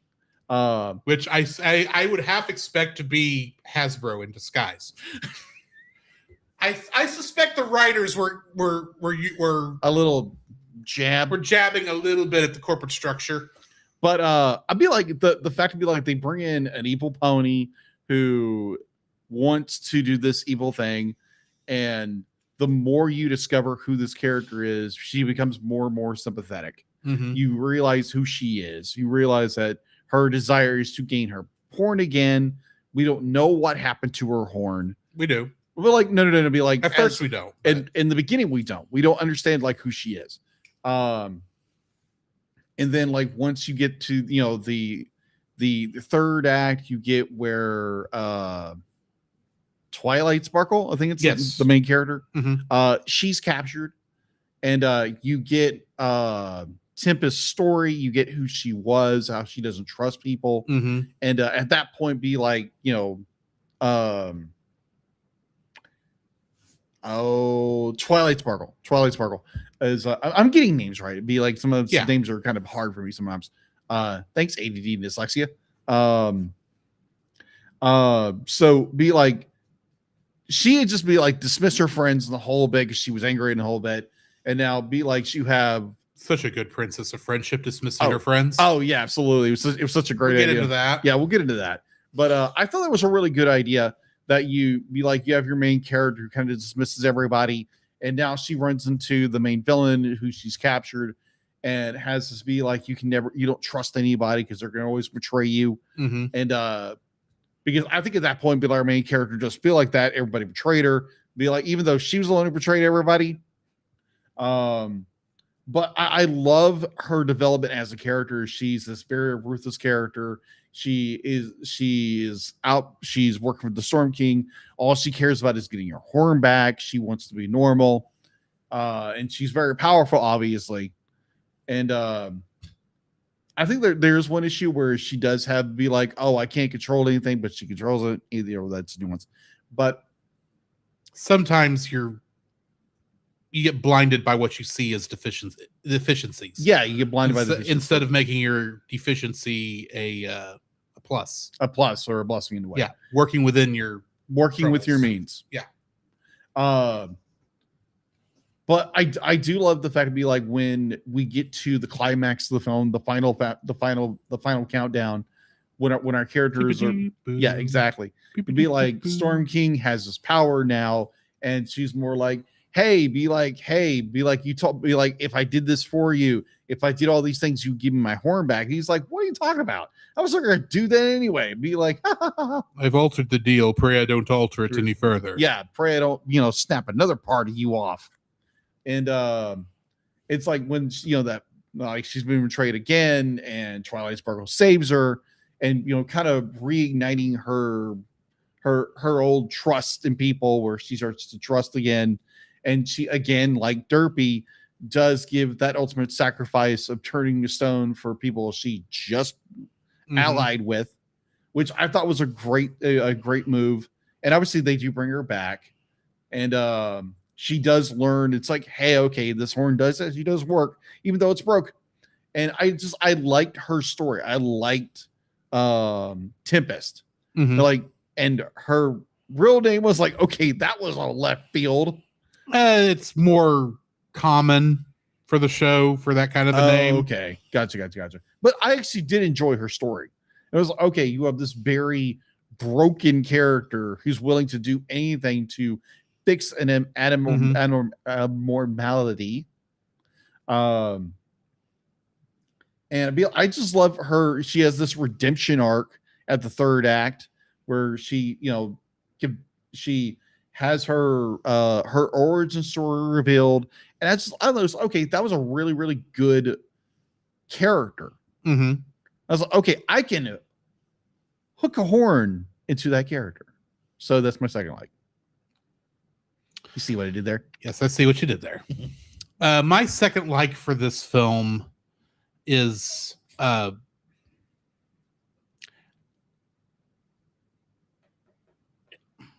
it's the fact that this kind of, it feels like it's true to what the show was. That's going to sound like a negative when I get to dislikes, admittedly. That's why I'm kind of worried about how I'm saying this, but this was enough like the show that, which makes sense considering it is the writers and directors of the show that were working on this. They're getting to have fun with it. They're getting to have fun with it, but there's enough of this that feels like, yeah, this is the show I watched. There's enough of it here that I'm getting into it. That's partially an issue because it's almost too much like an episode of the show, because this is a 2-hour film and it feels like a 2-part episode of the show stretched out over 2 hours, but we'll get to that later. But it just had the music I liked from the show. It had some of the story. There's a lot of things from this that reminded me, like, this was the show you enjoyed. Yes. And so yeah, it's coming back to that nostalgic thing. But it's all coming back to me now. It was just, I liked that it was true to itself. It was not trying to be something it wasn't. I gotcha. It was authentic to what it was doing. Now, granted, it could have been better. But at least it was still trying to be as authentic to the show it was coming from. It was not trying to sell you a story. It wasn't trying to be like a superhero film or a or it didn't try to go fully, oh, if this is like the old My Little Pony stuff and go super sweet. It was, this is the show we have. It's about 7 friends solving friendship problems. Unfortunately, they don't solve enough friendship problems in this. They cause more. But it was like, if you know who these characters are, this fits in cleanly with the show. That's partially an issue I'll come back to, but it was nice having the show being on screen, if that makes sense. What's your third like? My third like. would be what I call cat scratch fever. What I'm referring to is a Capper, the cat who shows up. Okay, one, I do like his design. Okay, it's kind of cool. I'd be like, again, I'm not implying I enjoy this fandom whatsoever. I just enjoy the idea. And I let me finish. Yeah, you can appreciate the designs. I can appreciate designs of anthropomorphic characters, and I actually enjoy drawing characters like that. So I don't fall into the fandom whatsoever. So I just really enjoy the designs. So I think Capper is a character. He's interesting. Obviously, as I wrote, clear as day, he's a villain. It's kind of obvious because our friends are very naive about everything. They don't know anything about what's going on. And they're literally getting lured into our trap and lured to it, our semi-villains trap. And like the audience, he didn't have good intentions for them, but he regretted what he did. Well, yeah, he regretted. He was this, very regretful villain. What he was doing because he wanted to settle a score and he found an opportunity. And you live in this place of scum and villainy. So be like, oh, you got these sapsuckers who come in. It's like, oh yeah, be like, I can just get my friend and be like, he'll pay me, be like, I can pay my debt off. Not a problem. And he winds up regretting it. But I did enjoy the fact to be like, he was such a catty character where he was just, I'd be like, oh yeah, he's trying to be smooth. And the entire audience is like, we see right through your little fuzzy tail, dude. We know what you're doing. Yeah. And it was almost laughable how ridiculous this character was. And I was like, okay, this is funny. This is funny. It kind of relies into like a lot of the designs of the show. This is kind of like ties into my third. There is a lot of like the designs I did enjoy besides the pony themselves, like the other anthropomorphic characters, like the bird designs. Those are really good, especially when the Kristen Chenoweth's character, like she puts on her hat, be like, it's that very this very big suggestive designs, and I really enjoyed those. Like the Storm King, Storm King, right? Storm King, yeah, Storm King. His design was pretty good. Be like, it was a bit cheesy, but again, it's following with the design of the show. Tempest design, really well done. She stands out like a sore thumb, not including her, not her horn suggestively. It's a good design, but I think like her armor design, her everything about it's like design wise is very well done. So I would say design overall, be like, you have Capper, you have the bird, the pirate birds, you have the seahorses. Their design, be like, it's all designed very well for a world that's full of ponies. But yeah, I think overall, like, I'm going to change that to design. The design of characters was really well done. And yeah, good job, Hasbro. Now, more Studio DHX than Hasbro, but yeah, either way, you know what I mean. Yeah. My third like for this is the main 6, which is technically should be main 7 if you're including Spike. But as someone who watched the show, I did enjoy seeing this group of friends again. Yes, Twilight is technically the protagonist, and I've got some issues with how they handled her in this, but there were moments in here where it's like, it was nice seeing the friends working together again. I guess that's one of the things about this, is that all of my likes for this is like, I liked this show. I have some nostalgia for this show, and the movie does good at being nostalgic for the show. And there's nothing, and this is going to come up here a bit later, but it's good at being nostalgic is not necessarily the best thing the movie could be doing. Sure, but I did enjoy getting to see all these characters again and being there again. I feel like I've repeated myself with my other two likes to a degree, because I did like. I will at least talk about the new characters. Capper is an interesting character in this. I did like Princess Skystar in her little chipper moment with her two clam friends, or shell friends, I should say, Sheldon and Shelley.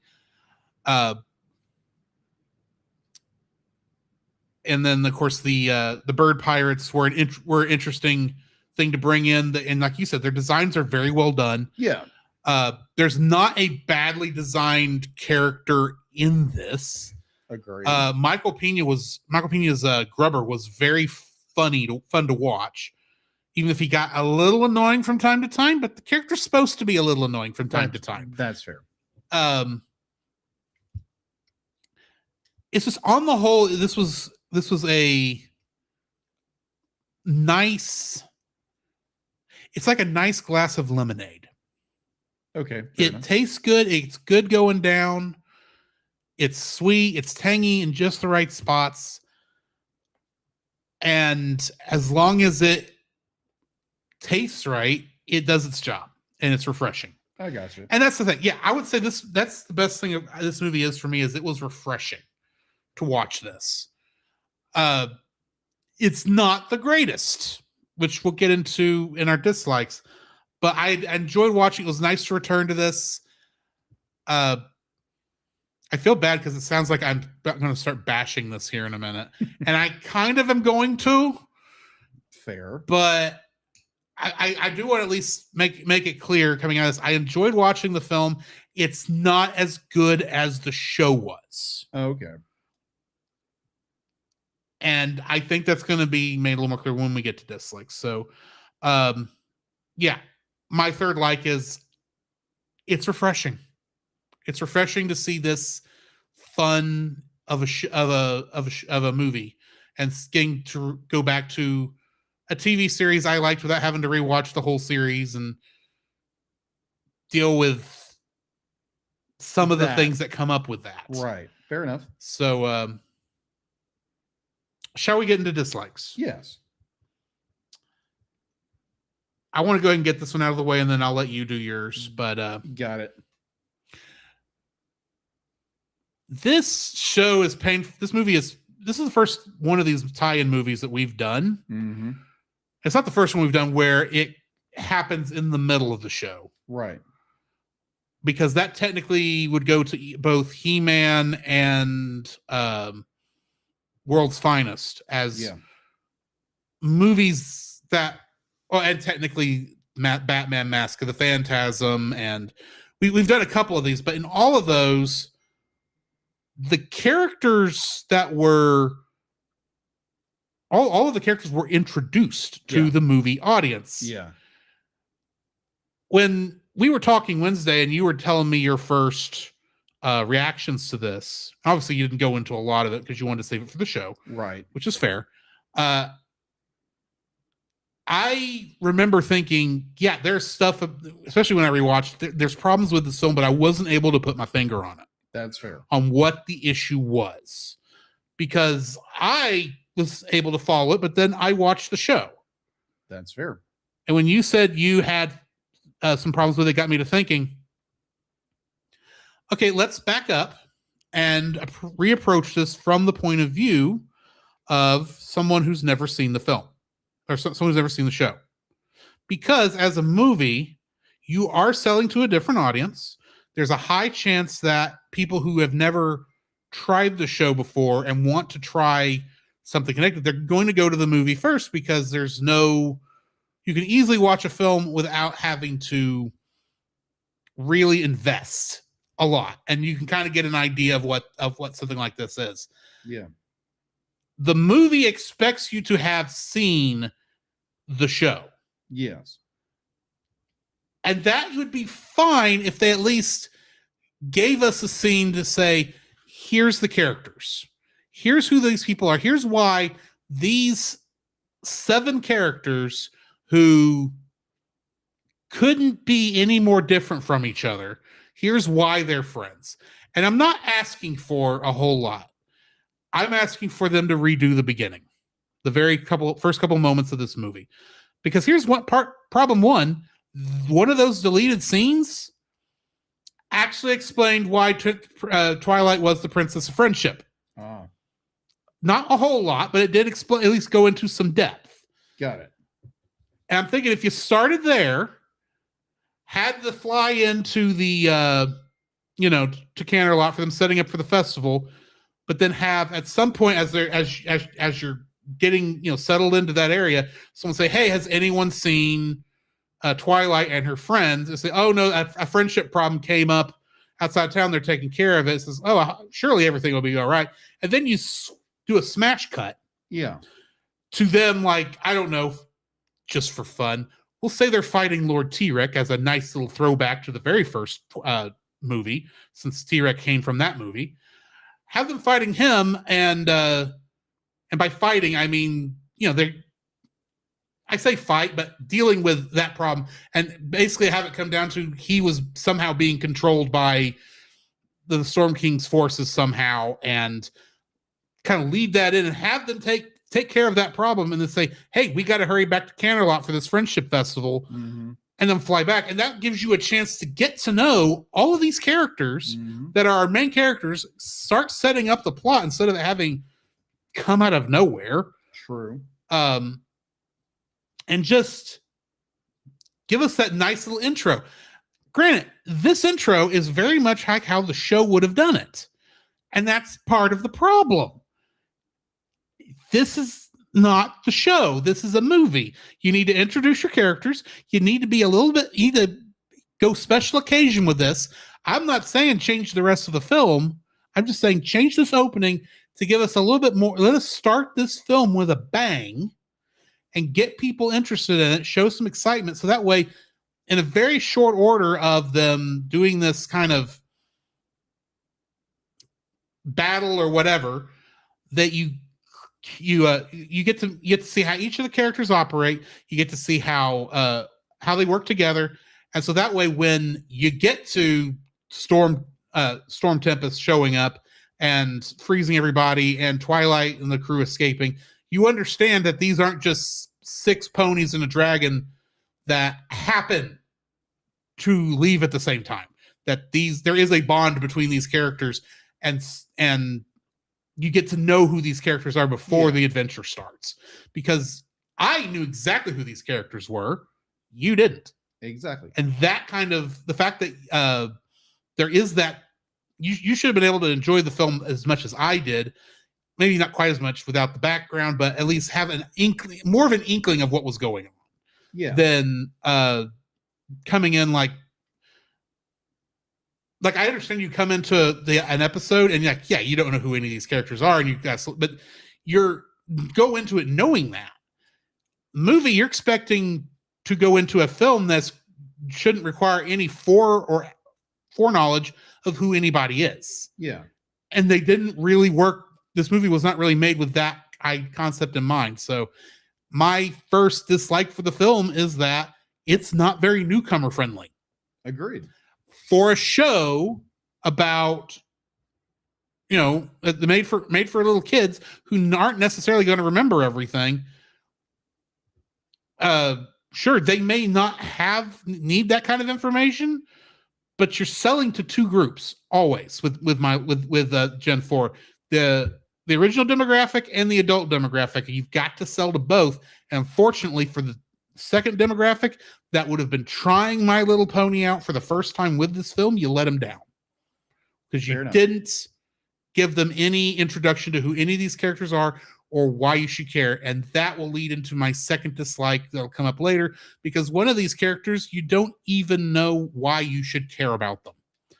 But we'll get into that in a minute. What is your first dislike? My first dislike actually leads out of my first dislike, because I mentioned Derpy Hooves. Mm-hmm. I was like, okay, this pony sacrifices herself to save everybody, and there's not even a mention of what happened. They just fly off. I'm like, wait a minute. Like, this big thing just happened. It just goes by like that. Like, it's a moment and it's gone. I'm like, wait a minute. Be like, shouldn't you arc him back to, like, not even be like, you didn't even mention the character's name. Be like, oh yeah, someone saved us. Oh my gosh, we need to do this for them or whatever. But not even a mention. I'm like, as a character, as like from a story standpoint, but like I understand you don't want to, you have this great divided, like whatever I understand about this character, but at least acknowledge the character did it. Like you see the character get on, become unfrozen at the end, but there's no, what I remember, no recognition, no nothing to this character who made this noble sacrifice in order to save our main character, and nothing. I just be like, it's completely unacknowledged the entire movie. I might be misremembering something, you might, but it's just more. I do understand. Yeah. I do understand that maybe Hasbro didn't want to. It's a nod to the fans. I get it. They have a Kobayashi Maru scenario with that character because they either have to call her Muffins, which the fans are going to hate, right, or they call her Derpy Hooves, which they can't legally do. Because they can't copyright or trademark the name, which is an actual problem. And plus, there might still be some angry mom groups out there that don't like the name. Granted, by the time K-pop Demon Hunters comes out, they don't care anymore because, of course, we can call the tiger Derpy. Yeah, but I feel like my main problem is the fact to be like, you, this character who does this amazing noble sacrifice, and it's never acknowledged. I'm like, wait a minute. Be like, Twilight, be like, one of your ponies just sacrificed themselves for you, and you didn't even acknowledge it. Just like, okay, that's kind of a downer. Well, we'll get into my problems with how they handled Twilight in a minute. Yeah, anyways, that is my first dislike. What's yours? My second dislike is the Flanderization of Twilight Sparkle. The what? Flanderization. Okay, what is a Flanderization? Flanderization is a term that comes from the Simpsons fandom. Okay. It refers to characters in a long-running series that one aspect of their character suddenly becomes their whole character for easy writing. Okay. And it goes back to Ned Flanders, the Christian next door neighbor of The Simpsons. Oh, yeah. And it went from being just a part of his character, how he was a devout Christian, to that just the hyper religious, hyper Christian, hyper goody being the whole joke. I mean, there being his character no longer being deeper than that. And I say that Twilight Sparkle is Flanderized in this because throughout the whole movie, okay, she is embarrassed by her friends. She is. This is not a problem she should be having. True. If you're season 7, especially be like if they're your like best buddies, like at season 4, when this show would have entered production, and this movie entered production, this was not a problem in the show. This is season 1 problems. This is episode 1 problems, and they've reverted her back to this, and it annoyed the crap out of me because Twilight is not being a friend to her friends who know how to do this because they've done this at least 5, 6, 7 other times. A dozen times. Yeah. Including she would do it with at least 3 or 4 times with human versions of the characters that she got transported in the Equestria Girls series. Okay.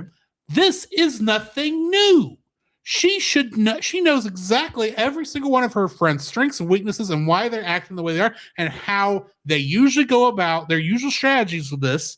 And so her being embarrassed or worried that her friends are going to cause trouble is not where this character should be. Now, granted, it is a common problem for her to be antsy when plans go awry. And for her to be overthinking things and to get into her own head. That is a character flaw that's been in there since the beginning. And those kind of character flaws, while you do grow and learn from them, they never fully go away. But she regressed in this movie all the way back to episode 1. Really? Where she just did not, she was so worried about or so worried about the other ponies getting hurt or getting in trouble or causing problems that she did not want to work with them. And that's why it took her the reason she's the princess of friendship is because those were her first friends, and that's who she first started learning what friendship was from them and understanding how you work together, how you do all these things.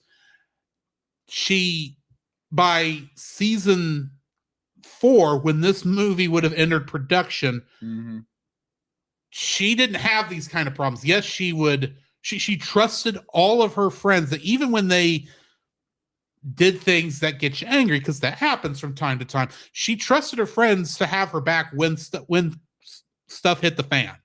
Yeah. She's not like that in this. She lies to her friends to get them to go distract the sea ponies without letting them know, so she can steal this magical pearl. That is not Twilight Sparkle at this stage of the game. It just isn't. She is, as the princess of friendship, she should know very well that she needs to befriend the sea ponies, which is what her friends are doing, while she's trying to steal this pearl. Twilight Sparkle knows better. Or she should know better. The writing just... I wonder if this is a Hasbro mandate thing that regressed her character this much. I don't know. But she knows better than this. And this is one of the things that didn't hit me till today, that how she's not being herself in this movie. She knows far better from this at the end of season 4, much less at the end of season 7 when the film actually comes out and takes place. I'm not gonna rant master because it's not worth that, but I hate what they did to this character. Fair. Because it takes until she hears Tempest Shadow's story to realize what she needs to do. Right. First off, this is not the first time we've dealt with evil pony has an end for all pony kind, and we know how to fix this problem already. We've done it twice before this. Why is this a problem again? It's just how they just did not handle the character Twilight correctly. Tara Strong did a great job. Do not get me wrong. She understands this character mentally very well, but the writers did not help her at all. Okay, fair enough. And that's the thing, is the writers know better too, which is why I think this must be a Hasbro mandate problem. Like you. Hasbro saw this, says, no, we need to make her we need more action in this scene. We need to get them to this dark moment so that the friends separate. It's like, you can do that without having her yell at her friends. Maybe I should have other friends than you. They've been friends for 7 years. Who says that unless there's been actual real hurt? The other 5 should have had more of a reason to say, maybe we don't want to be friends with you, than she had with them. Fair. Because all she was just upset that they weren't following what little plan she had, which was no plan. Yeah. And I get that she was antsy and she was out of her depth because she could not form a plan, but this is also not the first time that's happened. So I do understand to an extent why the character acts this way. It's character assassination. Okay, fair enough.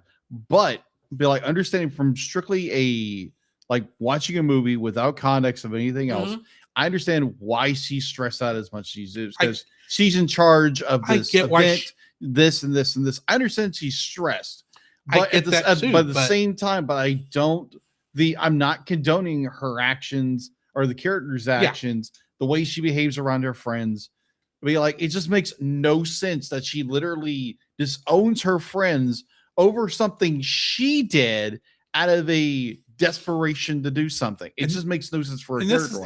And you're saying that without considering the stuff that happened before. Exactly.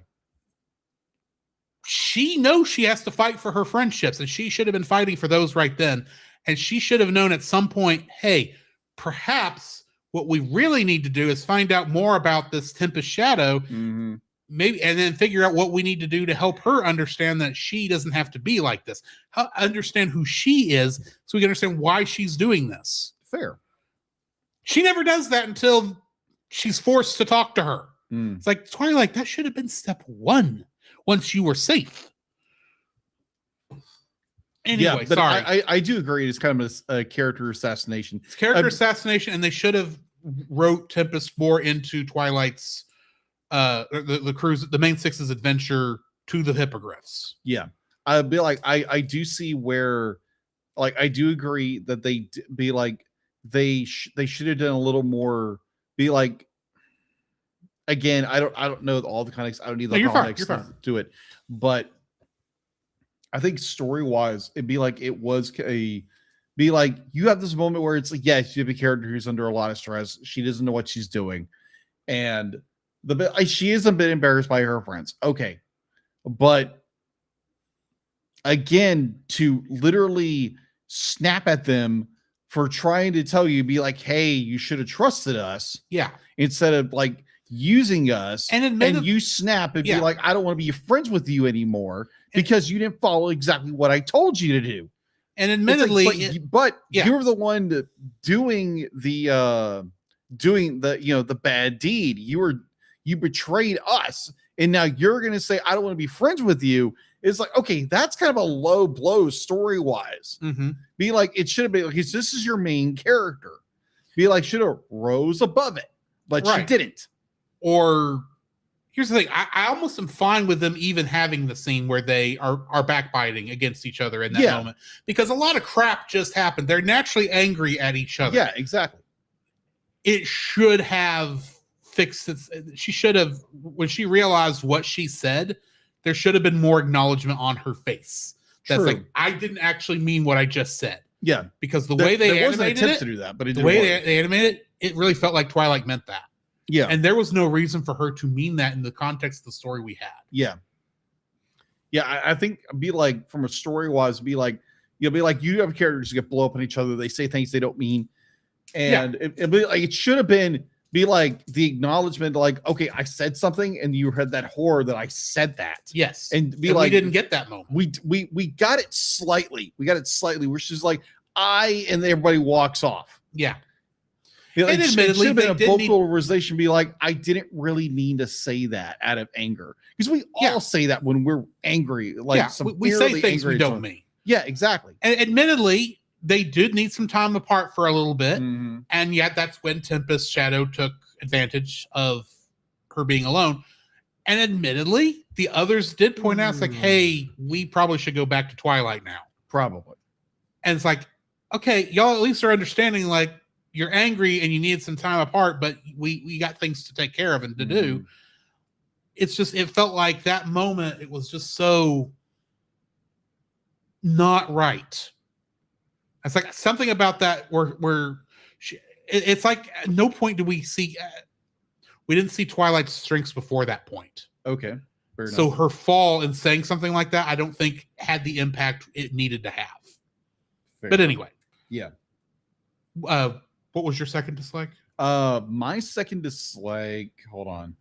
I was pretty certain you were bouncing off of what I was saying. I was just bouncing off what you were saying. Yeah. I didn't figure that was your second. No, it wasn't. Again, I do agree with you. Be like, it was a little bit of character assassination. And again, I understand where they're going with the story wise, but it made no sense. It made no sense for them. Be like, like I said before, be like, it's understandable you're going to snap at each other. But the fact, be like, you're going to so easily just dismiss your friends like that, and you've been friends for so long. Why in the world would you make that snap to judgment and ruin everything you just did? And to be like, it kind of works, but it doesn't. So I'm kind of torn with that. Yeah. But I would say by the end of this movie, I was disengaged. I was like, okay, I've got to finish this movie. I'm already slightly disengaged with it, because there's so much going on. They have to build all this drama going on. I was about the third act. It was like, by the time you had the Storm King, he got his powers and everything. I was like, I'm out. I was already disengaged. I was like, can we fly home at this point? Can we be done? And again, the story was interesting, but at this point I was sadly, I was on my phone. You were done. I was done. I was done with this film. Be like, I was literally on my phone watching it, and I was like, okay, cool. Oh, okay, that's what's going on.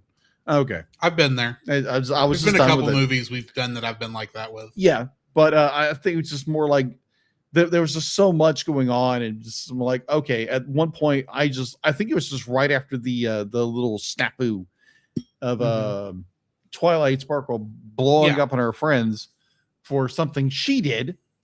And I was like, okay, I think I'm done with this. I think I'm done with this story.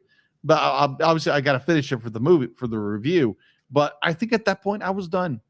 That's fair. Yeah. So, be like, again, it didn't hold your interest. It did be like, it lost my interest fairly quickly. To be honest, it lost my interest very quickly. But there were reports where it was like, okay, that's cool. Okay, the rainbow boom, whatever. Okay, that was interesting. I was done at the wrong point in the story, in my opinion, but whatever. But okay, understanding story wise, because you have a character who gets excited very easily. Yeah. Oh yeah, I'm going to do this, and be like, and understand where our main character is going. Be like, yeah, don't do that. You're going to cut. You're going to blow our position, and of course it does. And again, this movie's very predictable where it's going to go. Mm-hmm. But I'll get to that in a minute. But what's your third or second? My third. My third dislike for this. There's too many fumbles in terms of when to do stuff. Okay. You mentioned the sonic rain boom a minute ago. That should have been in the climax of the film. I liked how they were bringing it up, reminding it's like, oh yeah, we got the sonic rain boom. It's like, okay, the sonic rain boom was supposed to be special. It's one of the coolest moments in the show. It's one of them when the both times that we see it, it's a very meaningful moment when Rainbow Dash pulls that off. The fact that they were telling us that one was coming early on initially got me excited in this because I didn't remember how this ended. Mm-hmm. It's been a couple years since I've seen it. I only saw it once. It's like, oh, we're going to get a sonic rain boom. It's probably going to come in the climax. It's probably going to be how the Rainbow Dash is going to enter the final battle and do this big, huge sonic rain boom right in the middle and use that to take out the Storm King or something. That would be cool to see, for them to do it. And they do it halfway through the film in the middle of Rainbow Dash's song. It's like, okay, I get why you're doing it here. And I know why Rainbow Dash wants to do it because she's Rainbow Dash and she wants to be awesome. And this is a song about being awesome. But this is not the point in the film to do it. This does nothing other than give away your position, which doesn't make sense why you would, even from a writing standpoint, give away the character position this way. This is something you do in like the final battle of the climax of the story to give that ending some, pardon the pun, some boom. Because it's a cool moment. We see they animated it very well, but it being done as part of the song sequence. While I understand it, it doesn't have the most impact there that it would have had at the end. Secondly, Pinkie Pie is not anywhere near Looney Tunes enough in this movie. Okay. And the thing is, all the rule that has been on the show since the very beginning is that all of the other characters move semi-realistically. Okay. Like they move like how you would expect horses to move. Yes, the Pegasi fly, but they fly like you would expect a bird to fly, that sort of thing. None of them move cartoonily, for lack of a better term. Fair. The difference is Pinkie Pie because she's crazy. There's a reason that she's the one who gets to break the fourth wall. She's the one who gets to make the jokes staring at the camera. She's the one who gets to hold elements of the border from time to time. She's the Looney Tunes character, for lack of a better word, because she's got so much energy. She just should be popping off all the time. She doesn't ever, like, there's a couple of moments where like she does do the Pepe Le Pew hop a bunch of times in this, which is okay, a nice reference to the Looney Tunes-esque nature of what, and she did do that in a couple episodes. But there is not a point in here where granted, I don't want them to go full Deadpool with her. Mhm. Don't get me wrong, but she's not nearly cartoony enough for her character to be well represented in this. Applejack might as well not even be in the film because she barely does anything. Rarity barely does anything either, other than make Capper his nice coat, which admittedly that helped the plot along because that was part of how she got him on their side. True. There's just so many like little fumbles, like little things that add up to this movie is not as good as it could have been. It's not as impactful as it could have been. True. Am I expecting it to be Disney Pixar level? By no means. But I want it to be better than the show. Fair. You put this much money into a movie based on a TV show, it needs to be better than the TV show. The thing the TV show should have over it is the simple fact of length and ability to grow these characters more than a movie can do in 2 hours. But the 2 hours you spend with this film should be top-notch spectacle, fun, good writing, good storytelling, and it should be it should give you that feeling like this is what the show is about. And this is not a really, unfortunately, the way this is set up, like not even the music is that, the songs are that good. Like, fair. The show is known for having singing portions. And granted, it's usually like maybe 1 or 2 songs in an episode. There's a couple of them that are full-blown musicals for one reason or another.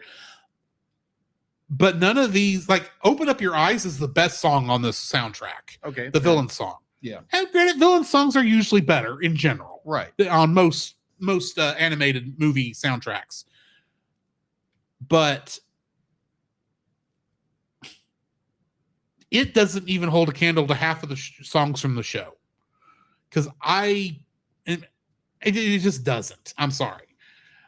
It's just, there's so many instances, little bitty things that add up to this is not as good as it could have been.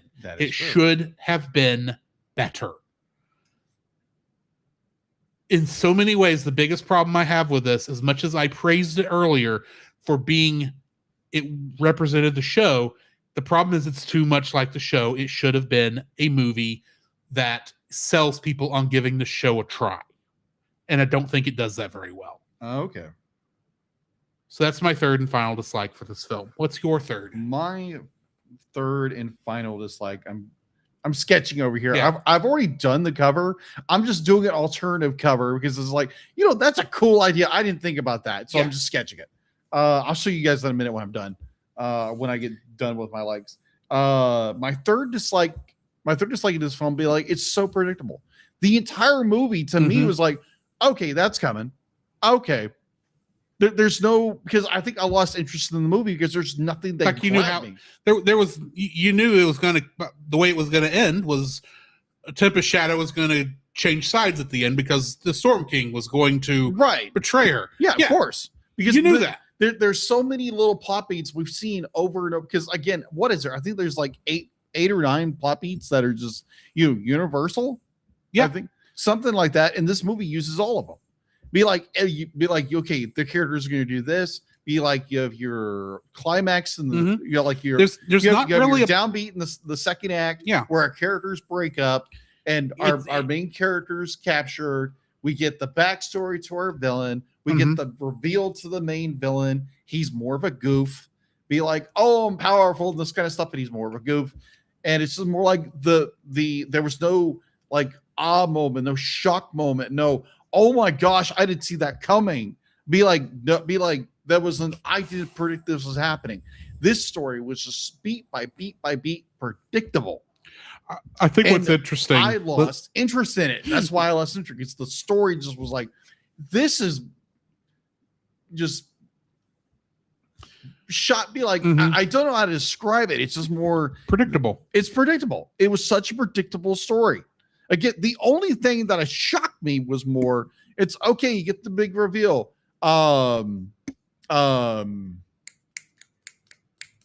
Storm King. Derpy, Derpy. like, that noble sacrifice. That was the coolest moment of the movie. Yeah.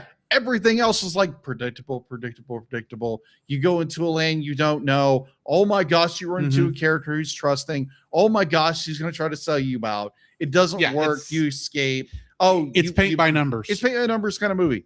Story. Be like, that's it. It's predictable. That's funny, all it is. What's funny is you mentioned some of those things that it's not this, not this, and it's every single one of those. I kept remembering moments from the actual show. It's like, well, there's this, there's this one character. It's like, I don't know if she's good or evil, and we find out, well, if that was the actual character, she's normally good, but she's acting funny. It's like, because that's not the actual character. Yeah, and there's just. The show is so much more interesting than this movie. Fair. That's what it comes down to. At least the seasons I watched. I don't know how it ended, and I probably should go back and watch the last couple seasons, just to say I finished it. But yeah, this movie it's not bad. It's just I know the right thing to say here. Play here. If I can find it. He ain't half bad. Ain't half good either. And I hate that because fair. This was one of the last things I watched before I quit watching the show. Yeah, fair enough. This is what 2 seasons of build-up behind the scenes led to. And it's pretty. Don't get me wrong. The effects are nice. The animation is spectacular. The story is dull. Mm-hmm. It's just not as good as the show was. It's not as interesting. And I can say that at the time, that's kind of how I felt at that point too. I wasn't sure that's what it was, because I was just so happy to see these characters on screen and the feel of that felt like a classic pony adventure. And it really wasn't until I talked to you Wednesday that I finally realized the problem is it's not the show. Mm-hmm. And that's probably what it comes down to for me. It's not the show. It's close. It does a lot of things similar. It's fair. Not the show. What are you rating this thing? I'm giving it a 5.5. I might be a little nicer than you, and this might be rose-colored glasses kind of a thing, but I'm going to give it a 6.5. 6.5. If I were, for some reason, doing a full rewatch, and I'm not going to, I would still include this. It's not the thing that got me to stop watching the show. Did you say 6.5? 6.5, yes. Okay. It's not the thing that got me to stop watching this show. But at this point, the show had jumped the shark, and this movie, unfortunately, rode the downhill trajectory the show was on right alongside it. So, yeah. Shall we then get into some bumpers? Yeah. And then talk about our new TAS series that we're starting tonight. This podcast is a proud member of Culture Box. Whether you enjoy geeky reviews, comedy, or original fiction, you can open up the Culture Box and find something excellent for your soul. Point your web browser to culturebox.media. And I forgot to put the Culture Box promo in here, so I'm trying to get to them. You're good. I'm drawing a little dragon. Oh, you're fine.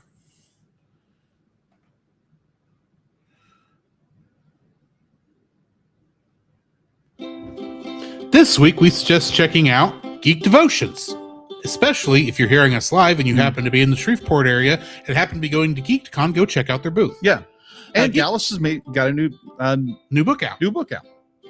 My copy arrives tomorrow. Geek Devotions is a collaboration of devoted geeks that are devoted to letting people know that they are loved. They produce a weekly geek culture-infused devotional, their podcast, Com Talk, and written articles, all designed to encourage and challenge people in their geek communities, bridging the gap between their faith and their geekdoms. You can find all their content at geekdevotions.com, and at your bookseller of choice, look up the book, How Do I Pray by Dallas Mora.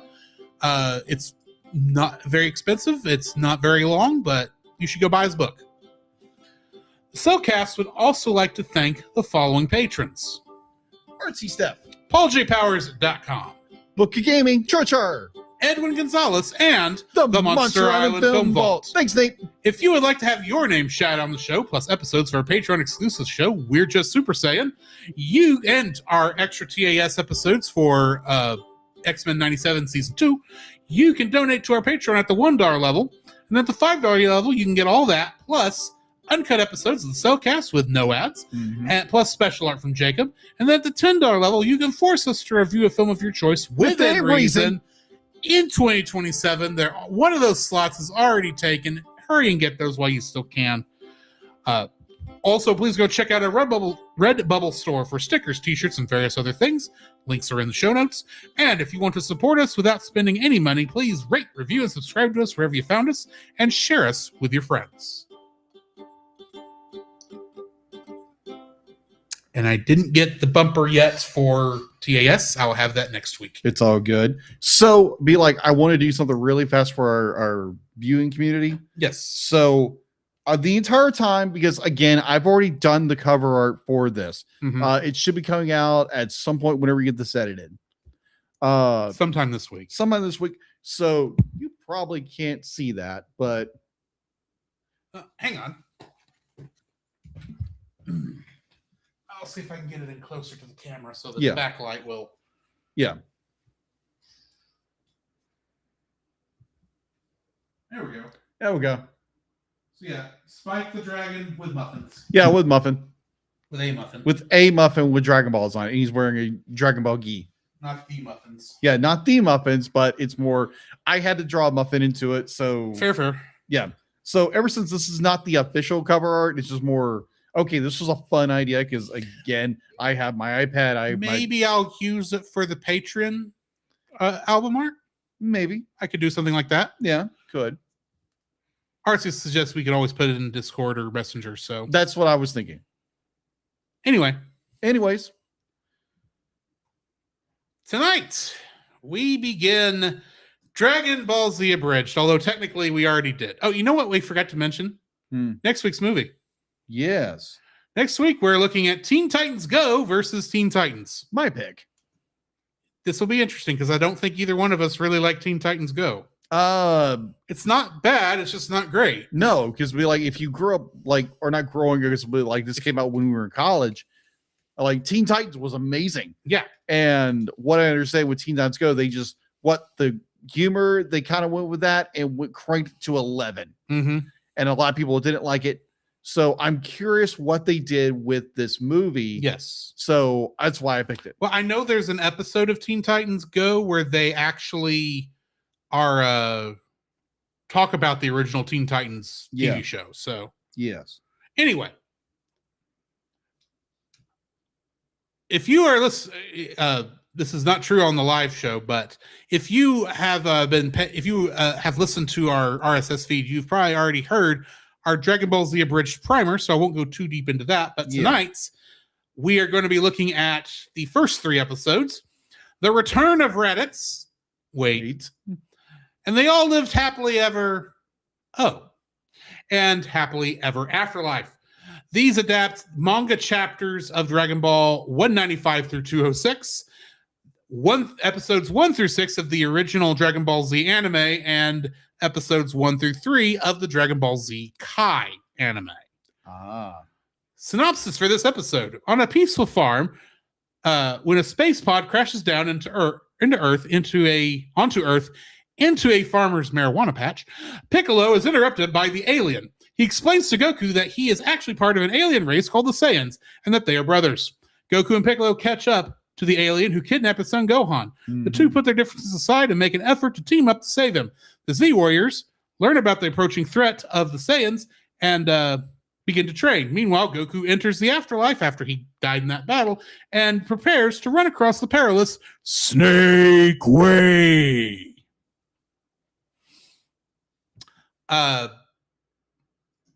name origins for the characters in this, starting with Goku, Gohan, and Goten. Goku, Gohan, and Goten. I get it said right. I'm doing all of these in kind of blocks since there's so many of these. Mm-hmm. And I'm trying to get all these done because it's tradition for me to explain where character names came from. So Son Goku's name comes from the Japanese reading of the name Sun Wukong from Journey to the West, because the way Japan uses Chinese characters but pronounces them differently. Yes. The Chinese 16th century, Journey to the West is a Chinese 16th century novel. Both names in their respective languages mean awakened to emptiness. That almost explains a lot about Goku right there, doesn't it? Yeah, you're not kidding. Son Gohan was named after Goku's adopted Grandpa Gohan. In Japanese, Gohan means cooked rice. With the family name Son, Gohan's name ironically means awakened to cooked rice. And Son Goten, who we will not see for a very long time, his name actually means awakened to the heavens. It's actually a throwback to Goku's name. Oh, okay. More of a one. Goku's father-in-law, the Ox King, his Japanese name is Guimao, is derived from another character from Journey to the West and directly translates to Ox Demon King. So very literal name on that one. Gotcha. Chi-Chi, in context of the show, her name might mean udder, since she's the princess of the Ox King.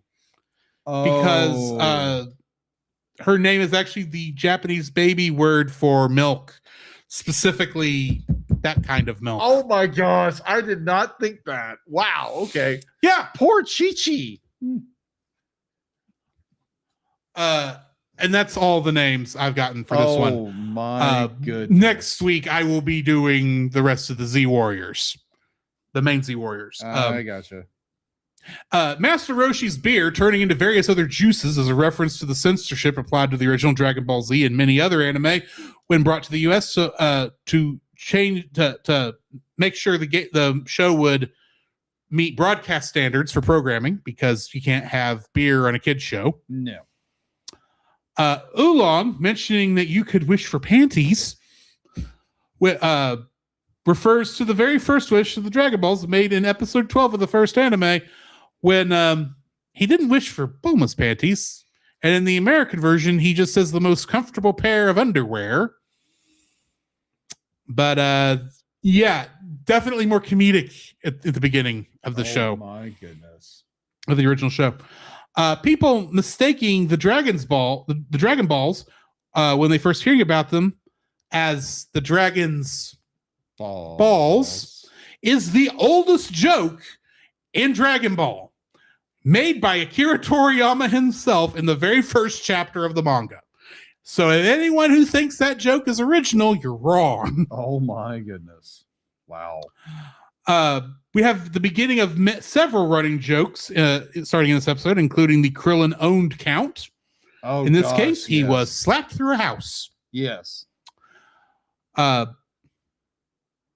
Too soon. I'm saying too soon after someone says something. And then Piccolo not being able to pronounce the name of his signature attack, the Makan Kosapo. Yes. Or as we know it in America, Special Beam Cannon. And Goku saying that Piccolo might be a Yoshi. Yes. And Piccolo calling Gohan a nerd. I should mention the other, I think there's two other Krillin owned counts that happen in this, including a very poor one in episode 2 where Roshi tells Krillin to shut up, and that counts. And then I can't remember what the other one is. The third one may be later. I don't remember. Either way, the song Piccolo is humming is Mana Mana, made famous by the Muppets. And lastly, the Z Warriors is a term used by the American anime to describe our heroes in the English dub. In the Japanese version, they're called Dragon Team. but not in the context of the manga or show. Literally just on chapter pages when they're introducing characters. Really? Yeah. Huh. So, what are your thoughts on these first 3 episodes? Oh my! Which I will say, they are the 3 weakest episodes of all of Dragon Ball Z. Abridged. Oh my goodness! Understanding where they're coming from, a new start, or they're all new to this sort of thing. They're all new to it. They were just making funny videos on the internet. They didn't expect it to go anywhere. Exactly. Yeah. So the fact to be like the audio quality is vastly either it sounds like they're speaking through it like some kind of tube, or it's like okay, the person has a good mic or whatever. Lanny Pator's mic is probably the worst one in this, probably because he does sound like he's talking through a tin can. It does. There are some of the jokes that land. It's like okay, that joke didn't make any sense. There's the miracle of miracles. This actually got off the ground. Because if you go by the rule of three, this is not good. Yeah, but I mean, it's starting to get there. But it's only starting to get there because we have also the introduction of Mr. Popo for one scene. Yes, like other than that, it is very. They're trying to be funny. Yes, they don't know what jokes are sticking or landing yet. Not all of them are done well.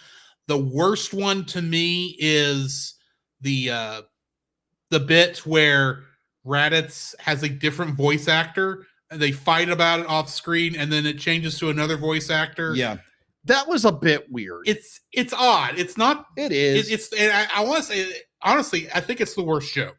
Yeah. In all of Dragon Ball Z Abridged, it just doesn't work. Especially doesn't work because the voice actor that voices him at the end of this episode and through the rest of his appearances is the one voicing him in the first opening scene. Yeah. So it just roughly changes, and all of a sudden you're watching this and you go, and you're hearing the other guy yelling, off screen at the beginning. You go, oh, who is this other character about to fight Piccolo? And oh, it's the same character we saw a minute ago, but he sounds completely different. Why? That doesn't make any sense. It's more confusing than anything else. Yeah, agree. It is slightly confusing, but it's like like you said, some of the jokes that land, the Krillin own count, I always thought was funny. First time I saw that, I was like, "What in the? Oh, that makes sense." And it just keeps going and going and going throughout this entire series.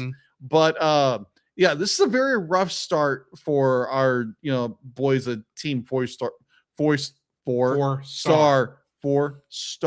Let's get that right, Jacob. But it's good for someone who's trying something new. Again, this is like what, 15 years ago ish. Yeah. But be like, for an effort for people who are just starting out, they probably don't have the best equipment, and they're trying to do something never done before. Abridging was I mentioned this in the primer, but abridging was very early on as a thing at this time on YouTube. Like this is one step above what they called YouTube poop. On there. And so some of these people were on different things, like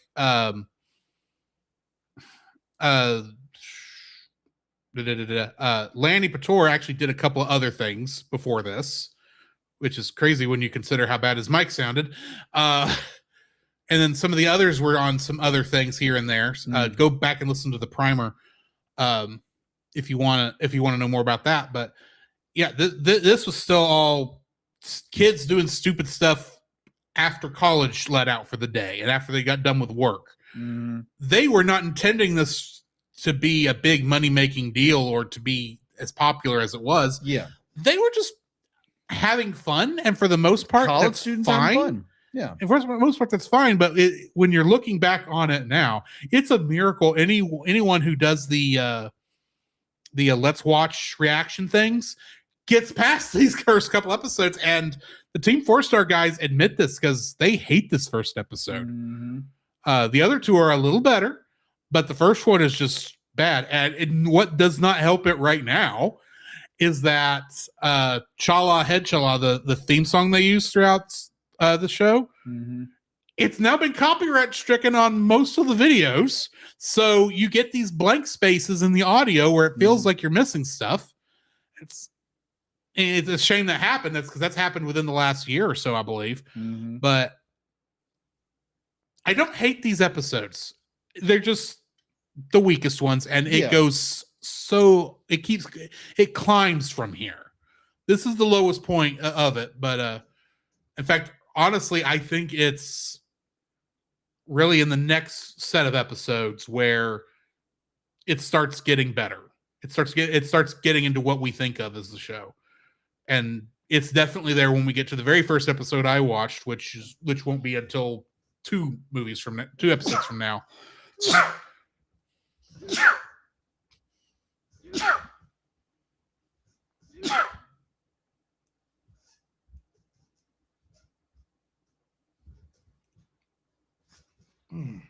Pardon me. Good. No. Two Cellcast episodes from now. Oh, so anything to add before we start moving toward the outro? No, actually, because again, I don't think I started watching this until I think, I want to when I started watching DBZA. I think I started watching in the Frieza arc. I think because that's where I picked up with Dragon Ball, was in the Frieza arc. I didn't know anything about it, right? And so I was totally unfamiliar with the first few episodes, and watching this again is wow, this is rough, but I understand where they're coming from, and this is like anything you're starting new is gonna be rough. It's not gonna be polished. Yeah. So I started it after season 1 of DBZA finished. I was visiting a friend's house or friend's apartment, and his roommate started laughing his butt off hard. And of course, we had to find out what he was laughing at. And he showed us I think it's episode 8, whichever one is the Pokeball episode. Oh yeah. And I still love that episode. That's such a good episode. Like later on, I went back and watched the whole thing from beginning to end. I go, wow, this first episode's pretty bad, but it gets better. Yeah, it gets better, and yeah. Next week on this segment, we're going to be looking at the episodes Snake Way to Heaven, Vegeta Kills Bugs Dead, and lastly, No One Ever Listens to the Magical Dragon.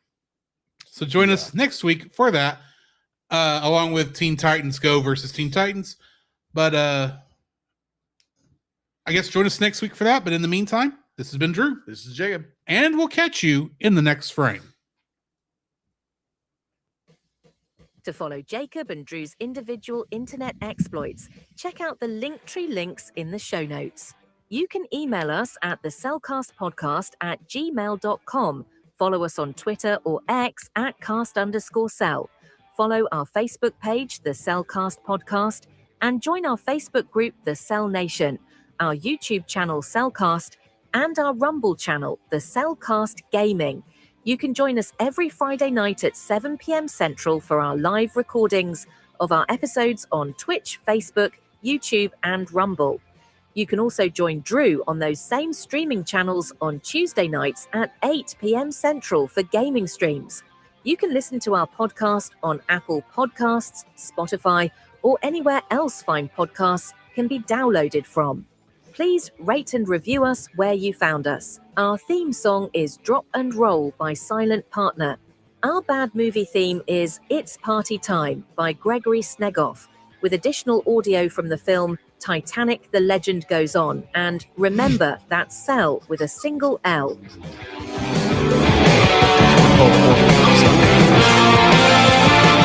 My defense, I'm looking up lyrics for the outro.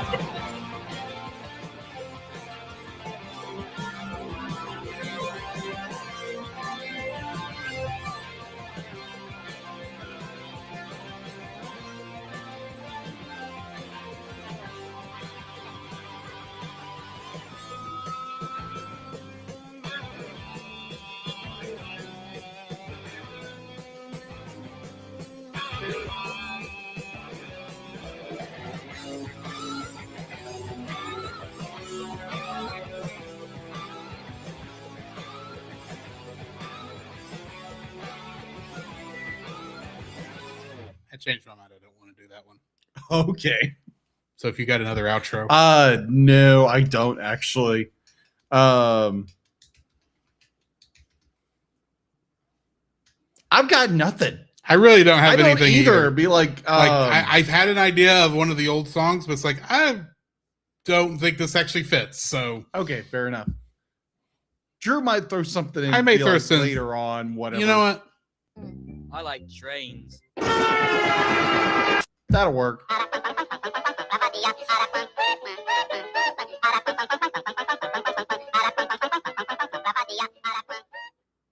I may have something else to throw in there, but I'll worry about that tomorrow. Yeah. Let me see if I can find someone for the Twitch peoples to raid.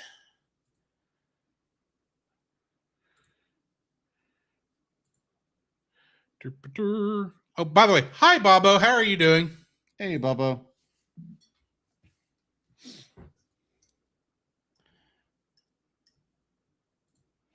Thanks for coming in at the very last minute. Appreciate it. We're gonna go to Bookie Gaming. He is playing some Super Mario Brothers 3. So Nice. on the Super Mario All-Stars version from the Super Nintendo. So Nice. y'all go have a good time with him. Thank y'all for joining us tonight. And then we'll see y'all in about a week or so. Yep. I should be finishing up Mouse PI this coming Tuesday. I am on the last boss. So Yeah. and after that, probably gonna jump in restart Dragon Ball Final Fantasy VII Rebirth. So we'll see y'all then. Thanks, guys. Bye.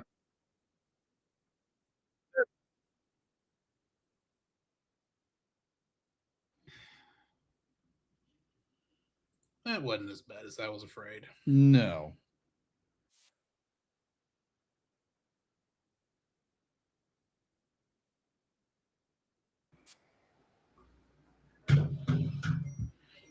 Thought it said be like you've been on our show enough, dude.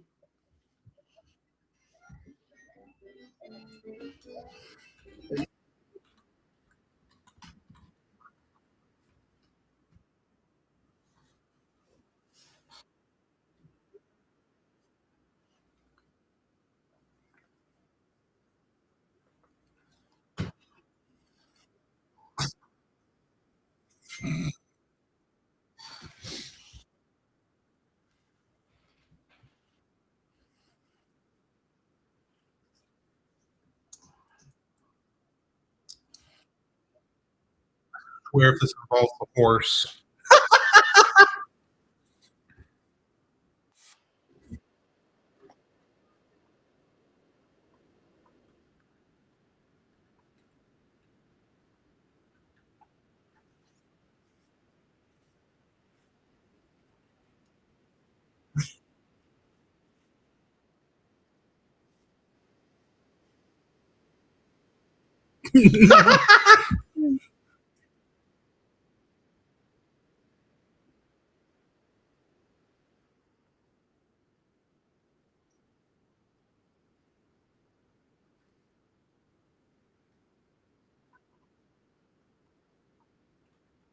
It got it good.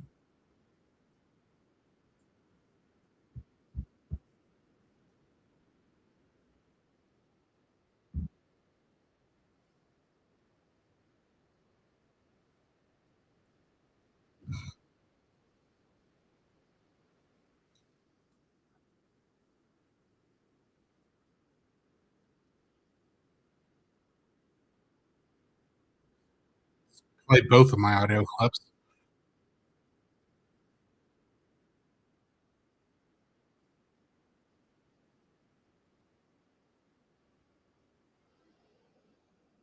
All right. Cool. Oh, you know what I haven't done yet? What? Been Ended the straight. stream.